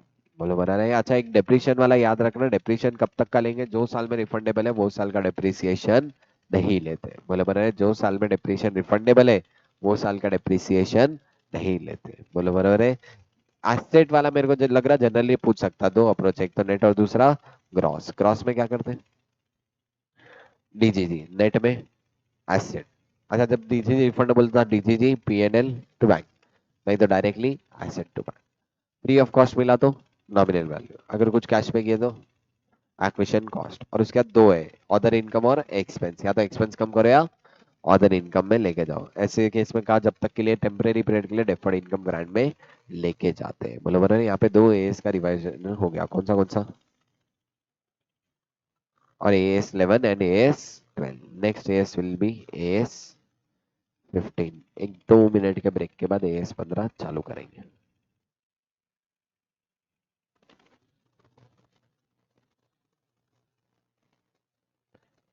Next AS we will start with the AS 15। अच्छा क्या है AS 15? Employ benefit. अब देखो ध्यान देना, 3 चक्कर में मैं एम्प्लॉय बेनिफिट दूंगा। या तो मेरा ऑलरेडी फिक्स है, मैं देता हूँ, ठीक है, बिजनेस की एक पॉलिसी है। या तो फिर लेगिस्लेटिव रिक्वायरमेंट है, मतलब लेगिस्लेटिव रिक्वायरमेंट मतलब लॉ बोलता है। बोले बराबर है। या तो एनी अदर पर्पस। देखो तीन है यहाँ पे। एक तो फॉर्मल प्लान ऑलरेडी डिसाइडेड था, लेगिस्लेटिव या इनफॉर्मल प्रैक्टिस में ऐसी बोनस वगैरह देना है, इच्छा हो गई बोल के दे दिया। अब देखो एम्प्लॉय बेनिफिट 4 हिस्सों में डिवाइडेड है, long term, short term, post employment and termination. Short term मतलब क्या? शॉर्टर पीरियड वाले। लॉन्ग टर्म मतलब क्या? 1 साल से ज्यादा में, 12 महीने से ज्यादा के लिए दे रहा। उसके बाद क्या है? पोस्ट एम्प्लॉयमेंट, मतलब एम्प्लॉयमेंट खत्म होने के बाद। अब देखो दो अलग अलग चीजें, एक तो करंट ईयर एंड हुआ, इसके 5 साल बाद में और सर्विस देने वाला है, और उसके बाद जो साल चालू होंगे वो क्या रहेंगे? Post employment. यानी पोस्ट एम्प्लॉयमेंट बेनिफिट मतलब ये साल खत्म होने के बाद या एम्प्लॉयमेंट खत्म होने के बाद? एम्प्लॉयमेंट खत्म होने के बाद जो बेनिफिट्स है उसको अपन क्या बोलते हैं? Post employment benefits. बोलो बराबर है क्या? यस। एम्प्लॉयमेंट खत्म होने के बाद जो बेनिफिट देते हैं उसको अपन क्या बोलते हैं? Post employment benefit. यहाँ तक क्लियर है क्या? पक्का? यस ठीक है। टर्मिनेशन बेनिफिट मतलब क्या? मैं एम्प्लॉय को भी निकाल रहा हूँ, टर्मिनेट कर रहा। आज के डेट में देखो बहुत ट्रेंडिंग है, बहुत सारे तुम डेली न्यूज में सुनते हैं कंपनीज ने ले ऑफ कर दिया, कंपनीज ने ले ऑफ कर दिया। कंपनीज ने ले ऑफ कर दिया का मतलब क्या है? कंपनी लोगों को निकाल रहा है। तो ऐसे केस में भी गवर्नमेंट क्या बोलते हैं? टर्मिनेशन बेनिफिट्स तुमको देने पड़ेंगे। ठीक है बरोबर है। यानी चार अलग अलग सिनेरियोज अपन पढ़ने वाले हैं। अच्छा यहाँ पे देखना, सैलरी कितनी रिकॉग्नाइज करनी चाहिए, तो इसका आंसर इज अक्रूवल बेसिस पे। जितनी सैलरी अक्रू इतनी रिकॉग्नाइज होना चाहिए क्या? यस। और अगर शॉर्ट टर्म है तो शॉर्ट टर्म में जितने भी एम्प्लॉय को दे रहा वो पूरे के पूरे खर्चे कहाँ जाना चाहिए, पी एंड एल। बोले बोले देखो क्या क्या टाइप्स ऑफ एम्प्लॉयमेंट बेनिफिट, वही short term, long term, post employment termination. Short term मतलब क्या, 12 मंथ्स में जो भी है with in a payable with in 12 month कहाँ जाना चाहिए, P and L. Short term employ benefit class 4 category में क्लासिफाइड है, regular, salary, wages, profit sharing and bonus, short term compensated expenses and non monetary non monetary benefits. अब देखो ये और ये क्लियर है, रेगुलर वाले डायरेक्टली पी एंड एल को जाएंगे, नॉन मॉनेटरी जो भी मेडिकल केयर, हाउसिंग, कार के लिए खर्चा किया डायरेक्टली कहा जाएगा, P and L. Short term compensated expenses में अगेन एक कहानी है, ठीक है, इसका एक चार्ट है, मैं ऐसे ही याद दिला रहा पहले, बाद में चार्ट रेफर करेंगे। सबसे पहले तो छुट्टियां मेरे को साल भर में 10 छुट्टी अलाउड थी, कितनी छुट्टी अलाउड थी, 10। मैंने 10 के 10 छुट्टी ले लिया, कुछ भी बैलेंस बचा क्या, नहीं, यानी कंपनसेटेड एब्सेंसेस कुछ भी नहीं है, मतलब लीव बैलेंस 0 है। 10 छुट्टी अलाउड थी, मैंने छुट्टी लिया 4, बची कितनी, 6। ये जो 6 छुट्टी है ये मेरी छुट्टियां, एक वर्ड था यार भूल गया, हाँ, एक्यूमुलेटिंग, सॉरी मेरे भी दिमाग से निकल गया। तो 6 छुट्टियां बैलेंस थी। Next question will be whether this holidays are accumulating और नॉन एक्यूमुलेटिंग। क्या है देखो, ये जो 6 छुट्टियां बैलेंस है मेरे लिए एक्यूमुलेटिंग है या नॉन एक्यूमुलेट, मतलब क्या, जमा होना। नॉन एक्यूमुलेटिंग क्या, नहीं लिए भूल जाओ, तुमने लेना चाहिए था 10, लिए कितना, 4, तो बचे हुए 6 भूल जाओ, ये क्या हो गया, नॉन एक्यूमुलेटिंग। लेकिन एक्यूमुलेट होना मतलब क्या, ये 6 छुट्टियां नहीं लिए, ये 6 छुट्टियों का बेनिफिट कब मिलेगा, नेक्स्ट ईयर, इसी को अपन क्या बोलते हैं, एक्यूमुलेटिंग। अब एक बात था, तो नॉन एक्यूमुलेटिंग है, 6 छुट्टियां भूल जाओ, तो ऐसे केस में कुछ भी करने की जरूरत है क्या, नहीं है। 10 के 10 छुट्टियां यूटिलाइज कर लिए, कुछ भी करने की जरूरत है क्या, नहीं है। लेकिन जब ये नेक्स्ट ईयर बेनिफिट मिलने वाला है, क्या नेक्स्ट ईयर बेनिफिट मिलने वाला है, मतलब नेक्स्ट ईयर वो ज्यादा छुट्टियां लेगा, यस। अब देखो है इस साल की, यानी आइडियली मैंने इस साल सैलरी पे करा, लेकिन उसका छुट्टियां लेने वाला है अगले साल, यानी अगले साल में जितने की सैलरी पे करूंगा उतने दिन तो वो काम नहीं करेगा पिछले साल की वजह से। तो ऐसे केस में क्या करंट ईयर में उसका प्रोविजन बनाना चाहिए क्या, बोलो रे, yes, short term compensated expenses में करंट ईयर में प्रोविजन बनेगा, कौन से केस में, व्हेन बैलेंस है और एक्यूमुलेटिंग है, क्या, बैलेंस है और एक्यूमुलेटिंग है। अब ऐसे केस में दो केस है, नेक्स्ट ईयर में वेस्टिंग रहेगा, क्या नेक्स्ट ईयर में, क्या वो चल रही नहीं, वेस्टिंग रहेगा या नॉन वेस्टिंग रहेगा। What does mean bye wasting, wasting मतलब क्या, तुमने लिए, ठीक है, नहीं लिए तो उसके बदले कैश ले लेना। 6 छुट्टियां बची हुई थी, नेक्स्ट ईयर या तो ये छुट्टियों का बेनिफिट ले लो, अगर 6 छुट्टियों का बेनिफिट नहीं लेते तो तुमको क्या मिल जाएगी, कैश। ऐसे केस में प्रोविजन पूरा का पूरा बनाना पड़ेगा क्या, yes, full provision will be provided. लेकिन नॉन वेस्टिंग मतलब क्या, 6 छुट्टियां या तो 6 छुट्टियों के बदले 6 छुट्टियां लेना, अगले साल भी 6 की जगह 4 ही लिए, तो 2 भूल जाओ, 4 छुट्टियां हम अलाउ कर देंगे, मतलब नॉन वेस्टिंग, कैश मिलने वाली है क्या, नहीं। वेस्टिंग मतलब क्या, उसके अगेंस्ट क्या मिलने वाली है, कैश। नॉन वेस्टिंग मतलब उसके अगेंस्ट कभी भी कैश मिलने वाली है क्या, नहीं। बोलो बराबर है क्या, यस, यानी ये क्या हो गया, वेस्टिंग एंड नॉन वेस्टिंग। तो वापस से देखना क्या था, अगर पूरा का पूरा बैलेंस कुछ जीरो है, यूज कर लिया, कुछ भी दिक्कत है क्या, बैलेंस बचा, लेकिन नॉन एक्यूमुलेटिंग था, कुछ भी दिक्कत है क्या, नहीं। बैलेंस बचा, एक्यूमुलेटिंग है, क्या बनाना पड़ेगा, प्रोविजन। अगर वेस्टिंग है तो कैश पे होने वाला है, पूरा प्रोविजन बनाना पड़ेगा। नॉन वेस्टिंग है तो सिर्फ जितनी छुट्टियां मेरे को लगता है एम्प्लॉय यूटिलाइज करेगा उतने का ही क्या बनाना पड़ेगा, प्रोविजन। जितनी छुट्टियां नेक्स्ट ईयर एम्प्लॉय यूटिलाइज करेगा उतने का ही क्या बनाना पड़ेगा, प्रोविजन बनाना पड़ेगा। बोलो यहाँ तक क्लियर है क्या, अरे बोलो रे, यस। देखो ध्यान देना, short term compensated expense leave use during the year, no treatment. Non accumulating है, no treatment. Unutilise leave year end पे एक्यूमुलेट है मतलब नेक्स्ट 12 महीने में यूज कर सकते हैं। ऐसे केस में क्या बनाना पड़ेगा, प्रोवाइड फॉर, या तो प्रोपोर्शनेट या तो फुल।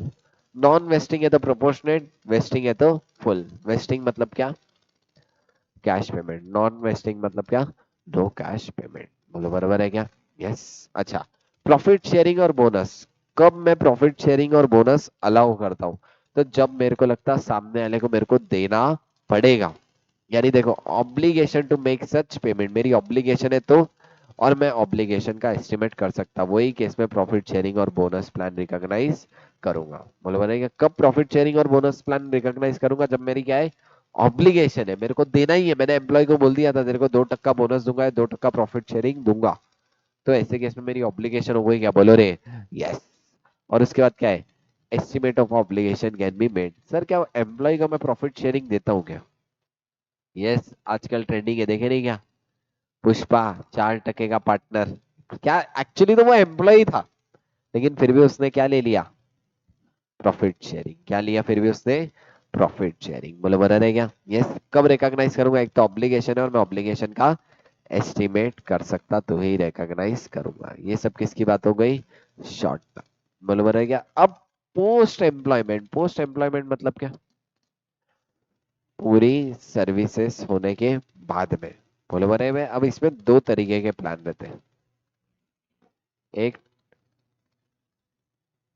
डिफाइंड कंट्रीब्यूशन और दूसरा तुम्हारा है डिफाइंड बेनिफिट ऑब्लिगेशन। देखो दो तरीके के प्लान है, कौन से, एक तो डिफाइंड कंट्रीब्यूशन और डिफाइंड बेनिफिट ऑब्लिगेशन। ध्यान देना, डिफाइंड कंट्रीब्यूशन प्लान मतलब क्या, मेरे को हर महीने कितने पैसे देने, ये चीज पता है। जैसे प्रोविडेंट फंड, हर महीने या हर साल कितने पैसे मेरे को प्रोविडेंट फंड में जमा कराने पता है, हर महीने के एम्प्लॉय के नाम पे 1 लाख रुपए देने हैं। क्या कंट्रीब्यूशन फिक्स्ड हो गया क्या, यस। दिमाग लगाने की जरूरत है क्या, नहीं है। अच्छा, एम्प्लॉय को एम्प्लॉयमेंट खत्म होने के बाद कितने पैसे मिलेंगे, इसमें भी मेरे को दिमाग लगाने की जरूरत है क्या, नहीं, मैंने प्लान में कंट्रीब्यूट कर दिया।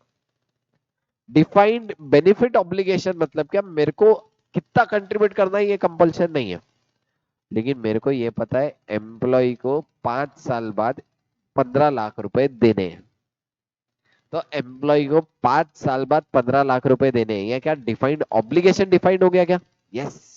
कितने की, 15 लाख की ऑब्लिगेशन हो गई, लेकिन कंट्रीब्यूशन में ऑब्लिगेशन कुछ भी थी क्या, ईयरली कंट्रीब्यूशन था। बोले बरबर है, जहां पे ईयरली कंट्रीब्यूशन था वहां पे ईयरली खर्चा कितना बुक करूं, जितना कंट्रीब्यूशन, ईयरली खर्चा कितना बुक करूंगा, जितना कंट्रीब्यूशन किया उतना खर्चा बुक करूंगा।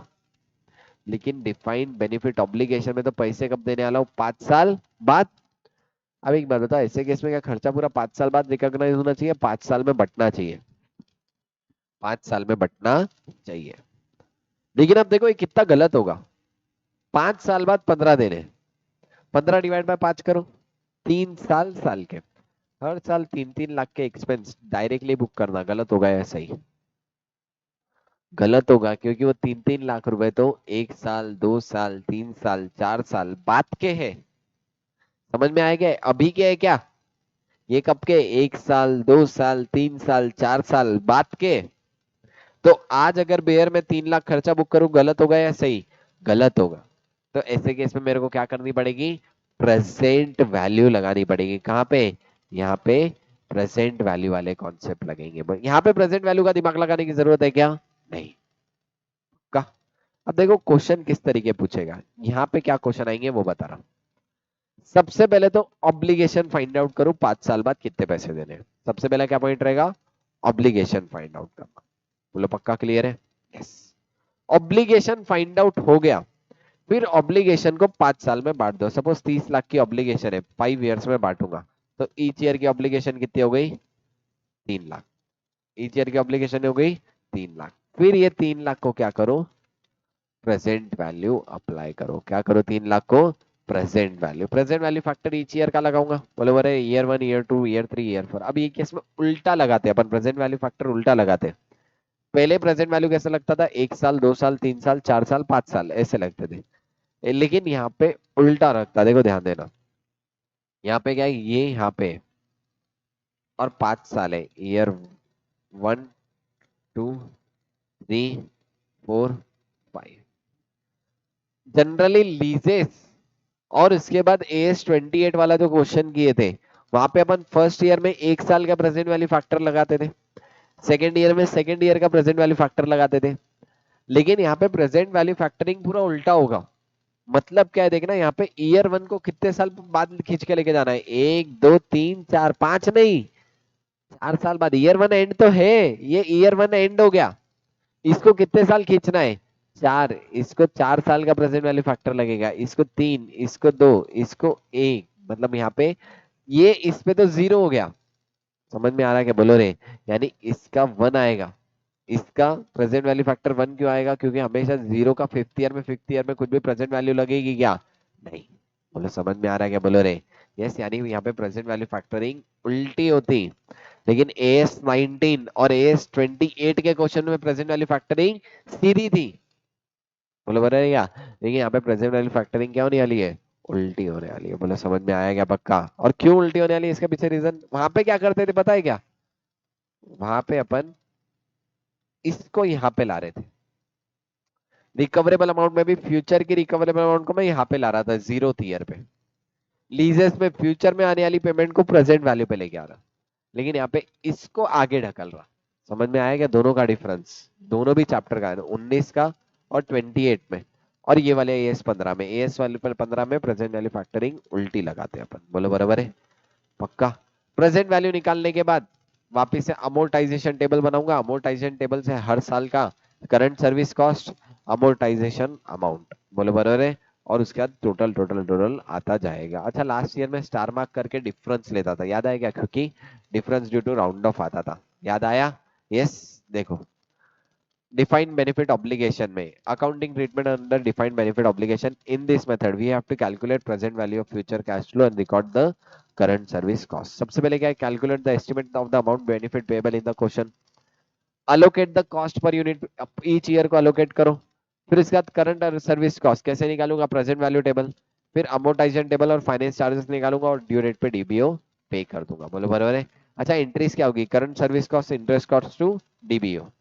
अच्छा, यहाँ पे एक्चुअल हर साल वैल्यू करेगा कि कितनी वैल्यू होनी चाहिए, हर साल एक्चुअली क्या लगेगा, क्या इतनी वैल्यू नीडेड है क्या, on the each year actual will review the actual with the actual assumption. Actual gain या लॉस हो सकता है क्या, यस, जो भी गेन लॉस हुआ कहाँ ट्रांसफर कर देना, P&L में। एक्चुअल गेन का लॉस कभी भी डेफर कर सकते हैं क्या, इसके ऊपर MCQ बने हुए हैं। एक्चुअल गेन का गेन या लॉस कभी भी डेफर कर सकते हैं क्या, अगले साल या आगे साल से कंपनसेट कर सकते हैं क्या, नहीं। एक्चुअली का जो भी गेन या लॉस है कहाँ जाता, P&L। एक्चुअल गेन या लॉस इमीडिएटली कहा जाएगा, P&L। बोलो बना रहे क्या, एक्चुअली का गेन या लॉस से डायरेक्टली PVDBO से एडजस्ट करके P&L में लेके जाओ और बेनिफिट एट द एंड पे कर देना। देखो benefit paid brought down current service cost, interest cost, actually और बैलेंस कैरिड डाउन, अगर PVDBO कहीं पे भी अकाउंट बनाने बोला तो। इसका एक क्वेश्चन है, करेंगे, बहुत अच्छा क्वेश्चन, बैंक में क्वेश्चन है, AS 15 का बहुत अच्छा क्वेश्चन है, बताता हूँ आज। मॉड्यूल के भी क्वेश्चन देखो यहाँ पे, जहाँ पे मेरे को लग रहा है इंपॉर्टेंट है, मॉड्यूल के भी क्वेश्चन तुम्हारे कवर करा रहा हूँ, ठीक है। ये वाला क्वेश्चन है, देखो। रोशन ने ज्वाइन किया, एनुअल इनरोलमेंट था 149,1490210। कंपनी की पॉलिसी है 25% of last drawn salary for each completed year of service, minimum 5 साल काम करना चाहिए, ग्रोथ रेट है 10%। अब ये सैलरी आज की है या 5 साल बाद की, ये सैलरी तो आज की है। देखो करंट एनुअल सैलरी कितनी डिसाइड हुई, 1490210, मेरे को 5 साल बाद की सैलरी निकालनी है, ग्रोथ रेट कितना है 10%, तो सैलरी 10% से ग्रो करेगी। 1490210 प्लस 10% एक साल, प्लस 10% 2 बार, प्लस 10% 3 साल, प्लस 10% 4 साल, कितना आ जाएगा, 5 साल बाद की सैलरी कितनी आ गई, 24 लाख आ गई क्या, बोलो रे। यस, यानी उसकी 5 साल बाद की सैलरी कितनी थी, 24। अच्छा, ग्रोथ रेट 4 बार लगा या 5, 10-10% प्लस 4 बार करे या 5, 4 बार करे। क्यों 4 बार, क्योंकि पहले साल ईयर एंड पे तो 149441490 है। दूसरे साल से 10% से बढ़ी, तीसरे साल से 10% बढ़ी, चौथे साल से 10% बढ़ी, चार फोर्थ मतलब फिफ्थ ईयर में 10% बढ़ी, यानी 10% 4 बार बढ़ेगी या 5 बार? 4 बार। तो सैलरी कितनी आ गई? 24 लाख। इसका कितना परसेंट? 25%। कितने साल कंप्लीट सर्विस की? 5 साल की सर्विस कंप्लीट की, तो कितना आ गया वो? 24 लाख का 25% इंटू 5 साल के लिए 30 लाख रुपए का आया क्या? कितने की ऑब्लिगेशन निकली? 30 लाख की ऑब्लिगेशन निकली। अच्छा, अब 30 लाख की ऑब्लिगेशन 5 साल में बांटूंगा, कितनी बटेगी?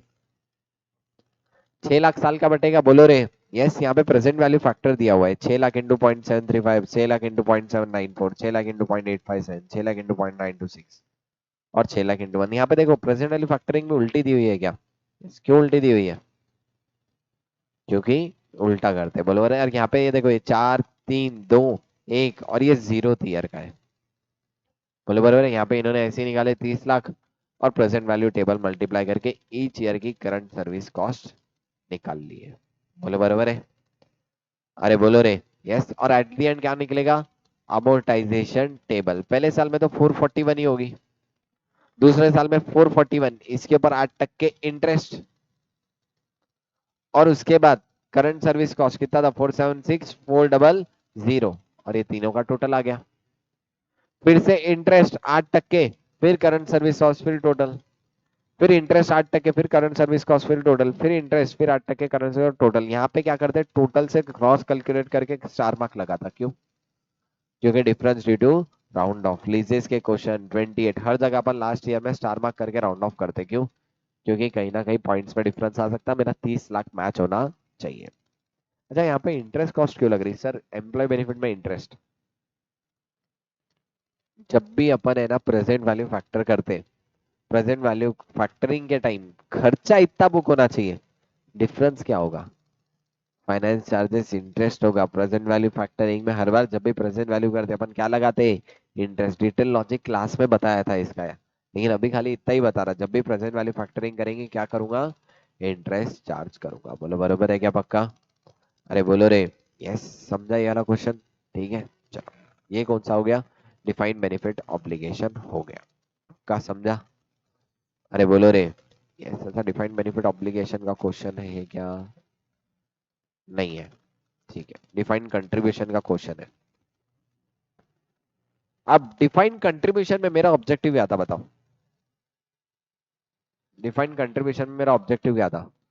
हर साल फिक्स कंट्रीब्यूशन करना है। बोले बरे अब ऐसे केस में क्वेश्चन में क्या पूछेगा? दो चीजें, एक तो एक्चुअल रिटर्न और दूसरा एक्सपेक्टेड रिटर्न। दो चीजें पूछेगा क्या? एक तो एक्चुअल रिटर्न, दूसरा एक्सपेक्टेड रिटर्न। ये दो चीजें पूछेगा। एक्चुअल रिटर्न निकालना एकदम इजी है। स्टॉक मार्केट का कोई शेयर कंसिडर करो। कोई शेयर था 25,000 का। कितने की शेयर की ओपनिंग फेयर वैल्यू? तुमने उसमें पहले से कितने इन्वेस्ट करे थे? 25। वो शेयर ने, अब देखो वो शेयर ने करंट ईयर में डिविडेंड दिया 2,000 रुपए का। कितने का डिविडेंड दिया? 2,000 रुपए का डिविडेंड दिया। ये शेयर में करंट ईयर में तुमने 10,000 इन्वेस्ट किए।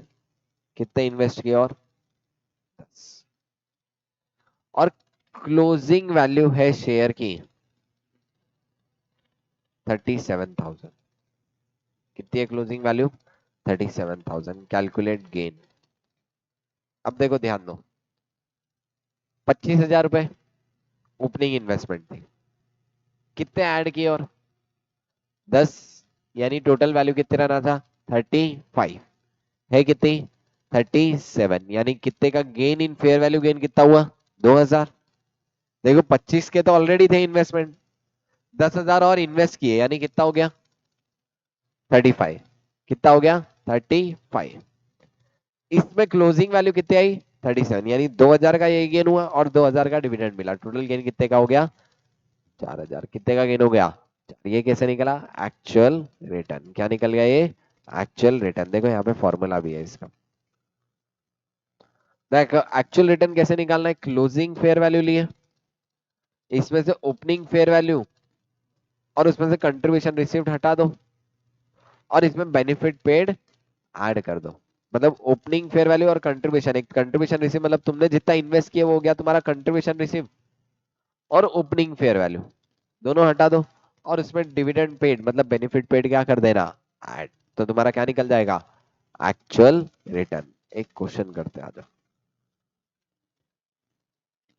ये वाला क्वेश्चन, नहीं 14 वाला।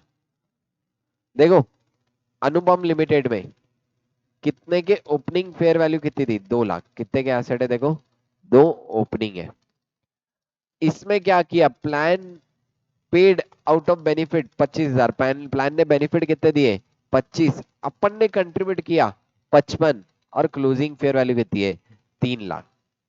फेयर वैल्यू गेन कितना हुआ देखो, 2 लाख की चीज थी, 55,000 इन्वेस्ट किया, यानी कितना हो गया 255, 255 की चीज कितने की हो गई 3 की, यानी तुम्हारा गेन कितना हो गया 45,000। कितने का गेन हो गया 45। अच्छा बेनिफिट पेड कितना किया 25, यानी डिविडेंड एक तरीके से 25, यानी टोटल गेन कितना हो गया 70, यानी एक्चुअल रिटर्न कितना आ गया 70,000 रुपए। तुम्हारा कितना आ गया एक्चुअल रिटर्न, देखो इतना ही आया क्या, यस। समझ गया कैसे निकाले, क्लोजिंग फेयर वैल्यू में से ओपनिंग फेयर वैल्यू हटा दो और कंट्रीब्यूशंस हटा दो। बोलो बरोबर है क्या, यस। अच्छा उसमें क्या ऐड कर देना फिर, बेनिफिट्स पेड ऐड कर देना, ये तुम्हारा क्या हो गया एक्चुअल रिटर्न। क्या हो गया एक्चुअल रिटर्न। बोलो यहाँ तक क्लियर है। अब व्हाट इज एक्सपेक्टेड रिटर्न, ध्यान देना। एक्सपेक्टेड रिटर्न मतलब क्या, तुमको लगाना है एक्सपेक्टेड रिटर्न परसेंटेज। क्या लगाना है, एक्सपेक्टेड रिटर्न परसेंटेज। अब इसमें एक थ्योरी है, ध्यान देना। जनरली मॉड्यूल में जो आईसीआई के क्वेश्चन दिया हुआ है, वो expected return percentage is considered as 6 months compounding वाले। क्या बता रहा देखो, जनरली जो आईसीआई मॉड्यूल में क्वेश्चन है वो रेट को क्या कंसिडर करते, 6 मंथ कंपाउंडिंग। अब देखो ध्यान देना, सपोज ये ओपनिंग फेयर वैल्यू है, क्या है ओपनिंग फेयर वैल्यू। ओपनिंग में मेरे पास थे 3 लाख के या 4 लाख के, सपोज कितने के थे 4। इस पे तो साल भर का इंटरेस्ट लगेगा, डायरेक्टली 6 मंथ कंपाउंडिंग का लगा सकते क्या, यस। लेकिन जो मिडल ऑफ द ईयर में 6 मंथ्स बाद, 6 मंथ्स बाद में मैंने कुछ कंट्रीब्यूट किया और कुछ बेनिफिट मिले, सपोज 1 लाख कंट्रीब्यूट मिला, 30,000 का डिविडेंड मिला, तो आइडियली मेरी नेट इन्वेस्टमेंट कितनी हो गई 70। देखो एक कंट्रीब्यूट किया और 30,000 के बेनिफिट पे किए, यानी आइडियली मैंने पे कितना किया 70। अब ये 70 पे पूरे साल का इंटरेस्ट लगेगा 6 महीने का, 6 महीने का, लेकिन 6 महीने का प्योर रेट लगाना पड़ेगा या 6 मंथ कंपाउंडिंग को 6 मंथ के इंटरेस्ट रेट में कन्वर्ट करना पड़ेगा, 6 मंथ कंपाउंडिंग को 6 मंथ के इंटरेस्ट रेट में कन्वर्ट करना पड़ेगा। अब वो कन्वर्ट कैसे करते देखो ध्यान देना। किसी का कैलकुलेटर है क्या, 1 मिनट कैलकुलेटर हो, एक ही मिनट, एक ही मिनट हम, हाँ। अब अगर suppose 12.36 is full year interest rate compounded for 6 months. अभी 12.36% क्या है, पूरे साल का रेट है, लेकिन कौन से बेसिस पे 6 मंथ्स कंपाउंडिंग का। ऐसे केस में 6 महीने का रेट कैसे निकालेंगे, तो उसका shortcut is under root 1 + r - 1। क्या शॉर्टकट है, अंडर रूट 1 + r - 1, मतलब क्या अंडर रूट 1 + 12.36 को क्या बोलेंगे 0.1236 -1, कितना आ रहा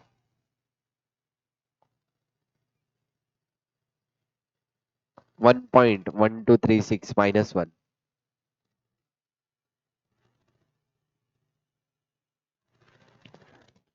6% आया ना क्या, 6% आया क्या, अंडर रूट 1 + 0.1236 अंडर रूट -1, तो ये तुम्हारा शायद से 0.06 इंटू 100 करेंगे तो कितना आ जाएगा 6%, यानी हाफ ईयर का रेट कितना होगा 6, पूरे साल का कितना होगा 12.36। अब बताओ 4 लाख पे कितना लगाऊंगा 12.36। बोलो बोलो, 4 लाख पे कितना लगाऊंगा? 12.36। 70,000 पे कितना लगाऊंगा? 6%। सिर्फ 6 महीने का रेट लगाऊंगा। बोलो बराबर है क्या? यस, यानी यहाँ पे आई से अज्यूम क्या करता, रेट कौन सा है? 6 मंथ्स कंपाउंडिंग। बोलो बराबर है क्या? यस, देखो ध्यान देना। सबसे पहले क्या है, ओपनिंग फेयर वैल्यू पे पूरे साल का रेट मल्टीप्लाई करो, कंट्रीब्यूशन पे जो भी रेट है उस पे half yearly rate, net contribution मतलब contribution receive minus benefit paid. बोलो बराबर है क्या? क्या फॉर्मूला लगा? अंडर रूट 1 + r - 1 करके हाफ ईयरली रेट लगाना। बोलो बराबर है? अच्छा, ये केस में जो रेट लेते ना expected rate, it is after adjustment of factor. ये ऑलरेडी एक्सपेक्टेड रेट क्वेश्चन में गिवन रहेगा, लेकिन एक चीज ध्यान रखना, इसमें फैक्टरिंग एडजस्टमेंट होता है। जैसे रियलाइज अनरियलाइज गेन है तो उसका इंटरेस्ट रेट ऐड करो, फंड एडमिनिस्ट्रेशन कॉस्ट का इंटरेस्ट रेट लेस करने के बाद एक्सपेक्टेड रेट निकालते। जनरली क्वेश्चन में ही क्या गिवन रहता? Expected rate. जैसे यहाँ पे एक क्वेश्चन है, क्वेश्चन करेंगे, आ जाओ, ध्यान देना। यहाँ पे डायरेक्टली एक्सपेक्टेड रेट कितना गिवन है? 10.25। अब सबसे पहले 10.25 को हा, हाफ रेट निकालो, कितना आएगा? अंडर रूट 1 + r - 1, मतलब अंडर रूट 1 + 0.1025, यानी 1.1025 अंडर रूट -1 × 100। 5% आया क्या? बोलो रे। Yes. Opening fair value 2 lakh पे 5% कितना आया? 2 लाख पे 5, 10,000 M प्लस। नेट कंट्रीब्यूशन कितना था? देखो, benefit paid 25, inward contribution 55, 55 minus 25, 30। 30,000 पे पूरे साल का या 6 महीने का? 6 महीने का रेट कितना था? 5%। तो 30,000 पे 5%, 1500। यानी टोटल एक्सपेक्टेड रिटर्न क्या हो गया? 10,000 + 1500 कितना हो गया? 11,500। बोलो बरोबर है क्या? इनका कितना है? 2 लाख पे 10.25% लगाए थे ना, तो 10,000 कैसे आया? 10% थोड़ी लगेगा, 10.25% लगेगा। तो 2 लाख पे 10.25 कितना आया? 20,500 प्लस 1500, 22,500। 2 लाख पे 5% क्यों लिए? 2 लाख पे तो पूरे साल का लगेगा। 2 लाख पे पूरे साल का मतलब कितना हो जाएगा? 10.25। 10.25 मतलब 22,500 प्लस 1500, 22,000। बोलो पक्का? क्लियर है? लेकिन आईसीआई ने क्वेश्चन पूछा थोड़ा ट्विस्ट करके, देखो ध्यान देना। यहाँ पे ये क्वेश्चन था, कब आया देखो क्वेश्चन? सितंबर 2024 में। यहाँ पे सबसे पहले एक्चुअल रिटर्न निकालना बहुत इजी है, निकालो फास्ट। एक्चुअल रिटर्न निकाल के बताओ मेरे को।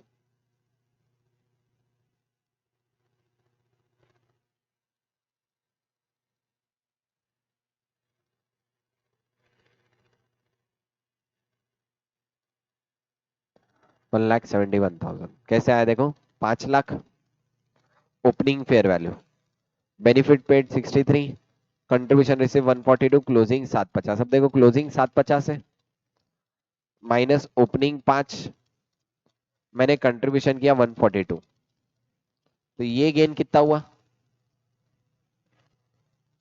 ये हो गया 1,08,000। इसमें प्लस क्या करूंगा? 63,000, तो कितना आ गया? 1,71,000 मेरा क्या आ गया?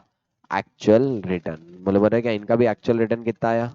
1,71,000 आ गया एक्चुअल रिटर्न। अब यहाँ पे एक्सपेक्टेड रेट में क्या हुआ देखो, इंटरेस्ट रेट गया 10.5%, लेकिन ये क्या है? कंपाउंडेड एनुअली, मतलब कन्वर्ट करने की जरूरत है क्या? नहीं है, ऑलरेडी एनुअल कंपाउंडिंग है, कोई दिक्कत नहीं है। अब लेकिन यहाँ पे डेट्स गिवन थे, ये डेट्स में लफड़ा हुआ। अपने को तो आदत है नेट करके 6 मंथ लगाने की, लेकिन यहाँ डायरेक्ट नेट करके 6 मंथ लगा सकते क्या? नहीं, यहाँ पे डेट वाइज जाना पड़ेगा। अब देखो ये केस में कैसा होगा, टाइमलाइन बनाएंगे अपन। सबसे पहले 1/4/23 थी, 1/4/23 को कितने थे बताओ? 5 लाख। बरोबर है? नेक्स्ट डेट क्या है? 30/9/23। इनवर्ड कंट्रीब्यूशन मतलब पैसे मिले कब? 30/9/23। 30/9/23 रिसीव्ड, कितना रिसीव्ड हुआ था? ₹1,42,000। कितने मिले? ₹1,42,000। उसके बाद क्या था? बेनिफिट्स पेड, बेनिफिट पेड मतलब मैंने दिया, ये कंट्रीब्यूशन था। बेनिफिट प्लान ने दिया मतलब यहाँ पे अपने को रिसीव हुआ कौन से डेट पे, 30/11।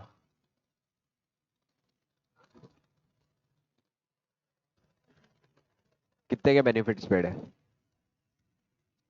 63। अच्छा इसके लिए क्लोजिंग फेयर वैल्यू इररेलेवेंट है, क्लोजिंग डेट क्या होगी, 31 मार्च। अब एक बात बताइए, 5 लाख पे पूरे साल का इंटरेस्ट लगेगा कितना, 10.5%, 52,500 इंटरेस्ट कंट्रीब्यूशन पे मिलेगा। बोले बने ने मैंने कंट्रीब्यूट किया मेरे को मिलेगा कितना परसेंट, 10.5%। लेकिन यहाँ पे कितने महीने का लगेगा बोलो, 10.5% कितने महीने का, सितंबर के मार्च तक, मतलब कब, अक्टूबर नवंबर दिसंबर जनवरी फरवरी मार्च, यानी 6/12, 7,455 ये ऐड हो जाएगा। बोले बराबर है, इंटरेस्ट बेनिफिट रिसीव हुए इसकी वजह से इंटरेस्ट कम होगा या बढ़ेगा, कम होगा। मेरे को मिल गया, अब इसके ऊपर ब्याज क्यों देगी, -10.5%, कितने महीने का, नवंबर हो गया, दिसंबर जनवरी फरवरी मार्च इंटू 4/12, 2205। तो टोटल इंटरेस्ट कितना आया, 52,500 प्लस 7,455 माइनस 2205, 5,750 इतना आया क्या बोलो रे। यस यहाँ पे डेट गिवन थे बोल के इंडिविजुअल निकाला। अच्छा यहाँ पे 6 मंथ कंपाउंडिंग दे भी नहीं सकता, क्योंकि 6 मंथली रेट निकाल भी लेते तो तुम्हारा पूरा दिमाग घूम जाता। ठीक है, 6 मंथ को फिर 6 महीने से डिवाइड करके हर महीने का इंटरेस्ट रेट निकालना, फिर उस हिसाब से निकालना, मतलब यहाँ पे 6 मंथ कंपाउंडिंग वाला रेट दे ही नहीं सकता, एनुअल कंपाउंडिंग रेट, खाली दिमाग ये चलाना था। बोलो समझा क्या पक्का, अरे बोलो रे। यस अच्छा इनका भी आंसर यही है क्या, 5,7,750, क्या इनका भी आंसर यही आया क्या बोलो रे, समझा यहाँ तक, अरे बोलो रे।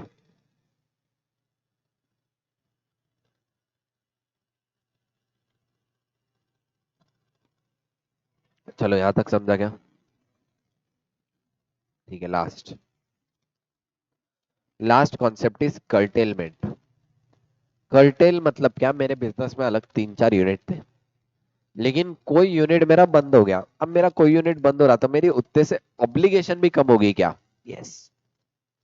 तो कर्टेल होना मतलब खत्म हो जाना। अब ऐसे केस में जब भी ऑब्लिगेशन खत्म हो रही, मेरे एम्प्लॉय का सेटलमेंट होगा, सेटलमेंट पे या तो गेन होगा या लॉस, जो भी गेन या लॉस हो वो कहाँ जाएगा, P&L। सर गेन लॉस कैसे निकालते हैं, देखो ध्यान देना, कितने से ऑब्लिगेशन कम हुई, कितने से ऑब्लिगेशन कम हुई, और उसमें अनअमोर्टाइज कितना था, मतलब सपोज 10,000 से ऑब्लिगेशन कम हुई, लेकिन 10,000 में से 6,000 तो मैंने कभी खर्चा माना ही नहीं था, तो मेरा गेन कितना हुआ, 4। यानी कितने से ऑब्लिगेशन कम हुई, 10,000 से ऑब्लिगेशन कम हुई, उसमें से अनअमोर्टाइज पास सर्विस कॉस्ट कितनी थी, अनअमोर्टाइज पास सर्विस कॉस्ट मतलब क्या, इसको तो कभी खर्चा माना ही नहीं, वो हटा दो तो बचा क्या आ जाएगा, गेन ऑन कर्टेलमेंट। क्या आ जाएगा, गेन ऑन कर्टेलमेंट। और उसके बाद बैलेंस शीट में न्यू अमाउंट कैसे आएगी, present value of DBO after reduction, reduction होने के बाद की प्रेजेंट वैल्यू, उसमें से fair value of plan asset हटा दो, मतलब ऑलरेडी इतनी इन्वेस्टमेंट है। बोलो बरोबर है, एक तो इतना चाहिए, इतनी इन्वेस्टमेंट है तो बचा, उसमें से अब तक कितना अनअमोर्टाइज्ड है, मतलब अभी तक तो खर्चा बुक ही नहीं करे, बचा क्या आ जाएगा मेरा, liability to be shown in the balance sheet. इसको क्वेश्चन के साथ करा था, देखो क्वेश्चन बैंक में क्वेश्चन है,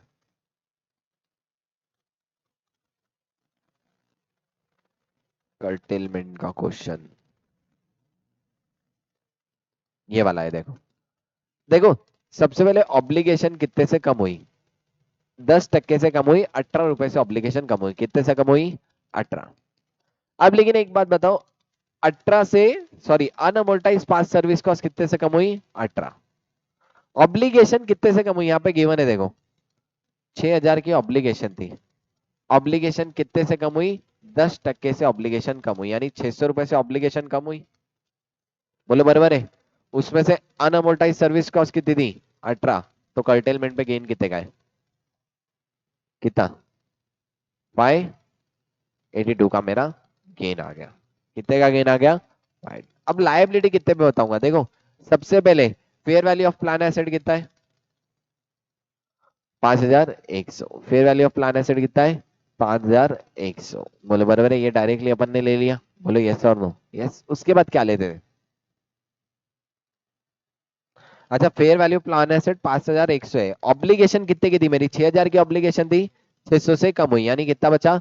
5400। इसमें से ऑलरेडी इन्वेस्टेड 5100 है, यानी कितने का? 300 का शॉर्टफॉल है। कितने का शॉर्टफॉल है? 300। 300 में अनअमोर्टाइज पास सर्विस कॉस्ट कितनी होगी? 180 थी, इसमें से 10% से कम हो गई तो बचेंगी कितनी? 18 रुपए कम हो गए। 180 में से 18 तो गए ना, 162 हटा दो, तो लाइबिलिटी कितने पे बतानी है? कितने पे? 300 माइनस 162, 138। कितना आ जाएगा? 138। इनका भी आंसर ये है, देखो 138 और 582। देखो वापिस से बता रहा हूं, सबसे पहले गेन ऑन कर्टेलमेंट निकालना है। गेन ऑन कर्टेलमेंट के लिए क्या ले लो? कितने से ऑब्लिगेशन कम हुई? कितने से ऑब्लिगेशन कम हुई? 600। उसी का प्रोपोर्शनेट अनअमोर्टाइज कितना था? 18, तो गेन कितना हो गया? 582। उसके बाद न्यू लायबिलिटी निकालनी है, तो सबसे पहले अभी देखो, अब ऑब्लिगेशन कितने से? 6000 की ऑब्लिगेशन 10% से कम हो गई, बची कितनी? 5400। उसमें से ऑलरेडी इन्वेस्टेड कितना है? 5100, यानी 300 की लायबिलिटी होनी चाहिए। 300 की लायबिलिटी में से अनअमोर्टाइज अमाउंट कितनी है? अनअमोर्टाइज 180 का था, उसमें से 10% हटा दो, बचा कितना? 162। तो 300 में से 162 हटा दो, बचेगा कितना? 138। कितना बचेगा? 138। बोलो क्लियर है क्या? पक्का? अरे बोलो रे। यस। तो 138 बचा, 138 मेरा जो है प्रेजेंटली लायबिलिटी रहेगा। ये क्या हो गया? कर्टेलमेंट। यानी कर्टेलमेंट तो एक तो वापिस से रिवाइज अमाउंट निकालना है, रिवाइज लायबिलिटी, और गेन ऑन कर्टेलमेंट निकालना। गेन ऑन कर्टेलमेंट कैसे निकालते हैं? ऑब्लिगेशन कितने से कम हुई, उसमें से अनअमोर्टाइज हटा दो, तो गेन आ जाएगा। और रिवाइज अमाउंट कैसे निकालते हैं? ग्रॉस ऑब्लिगेशन कितनी बाकी है, उसमें से प्लान में ऑलरेडी कितना इन्वेस्टेड है वो हटा दो, फिर उसमें से जो बटा अनअमोर्टाइज वाली अमाउंट हटा दो, मेरी न्यू लायबिलिटी आ जाएगी। बोलो बराबर है क्या? अरे बोलो रे। उसके बाद लास्ट है मेरा long term benefit. Long term benefit long term employment benefit का सेम पोस्ट एम्प्लॉयमेंट की तरफ बांट देंगे, जैसे बांटते थे वैसे ही बांटते चलो। टर्मिनेशन, जब भी टर्मिनेट कर रहे write off to the PNL. जब भी टर्मिनेट कर रहे क्या करो? Directly write off to the PNL. बोलो बराबर है क्या? यस। चलो एक क्वेश्चन है यहाँ पे, लास्ट क्वेश्चन है, थेरी क्वेश्चन है, तुम लोग इसका आंसर तुमको पता है।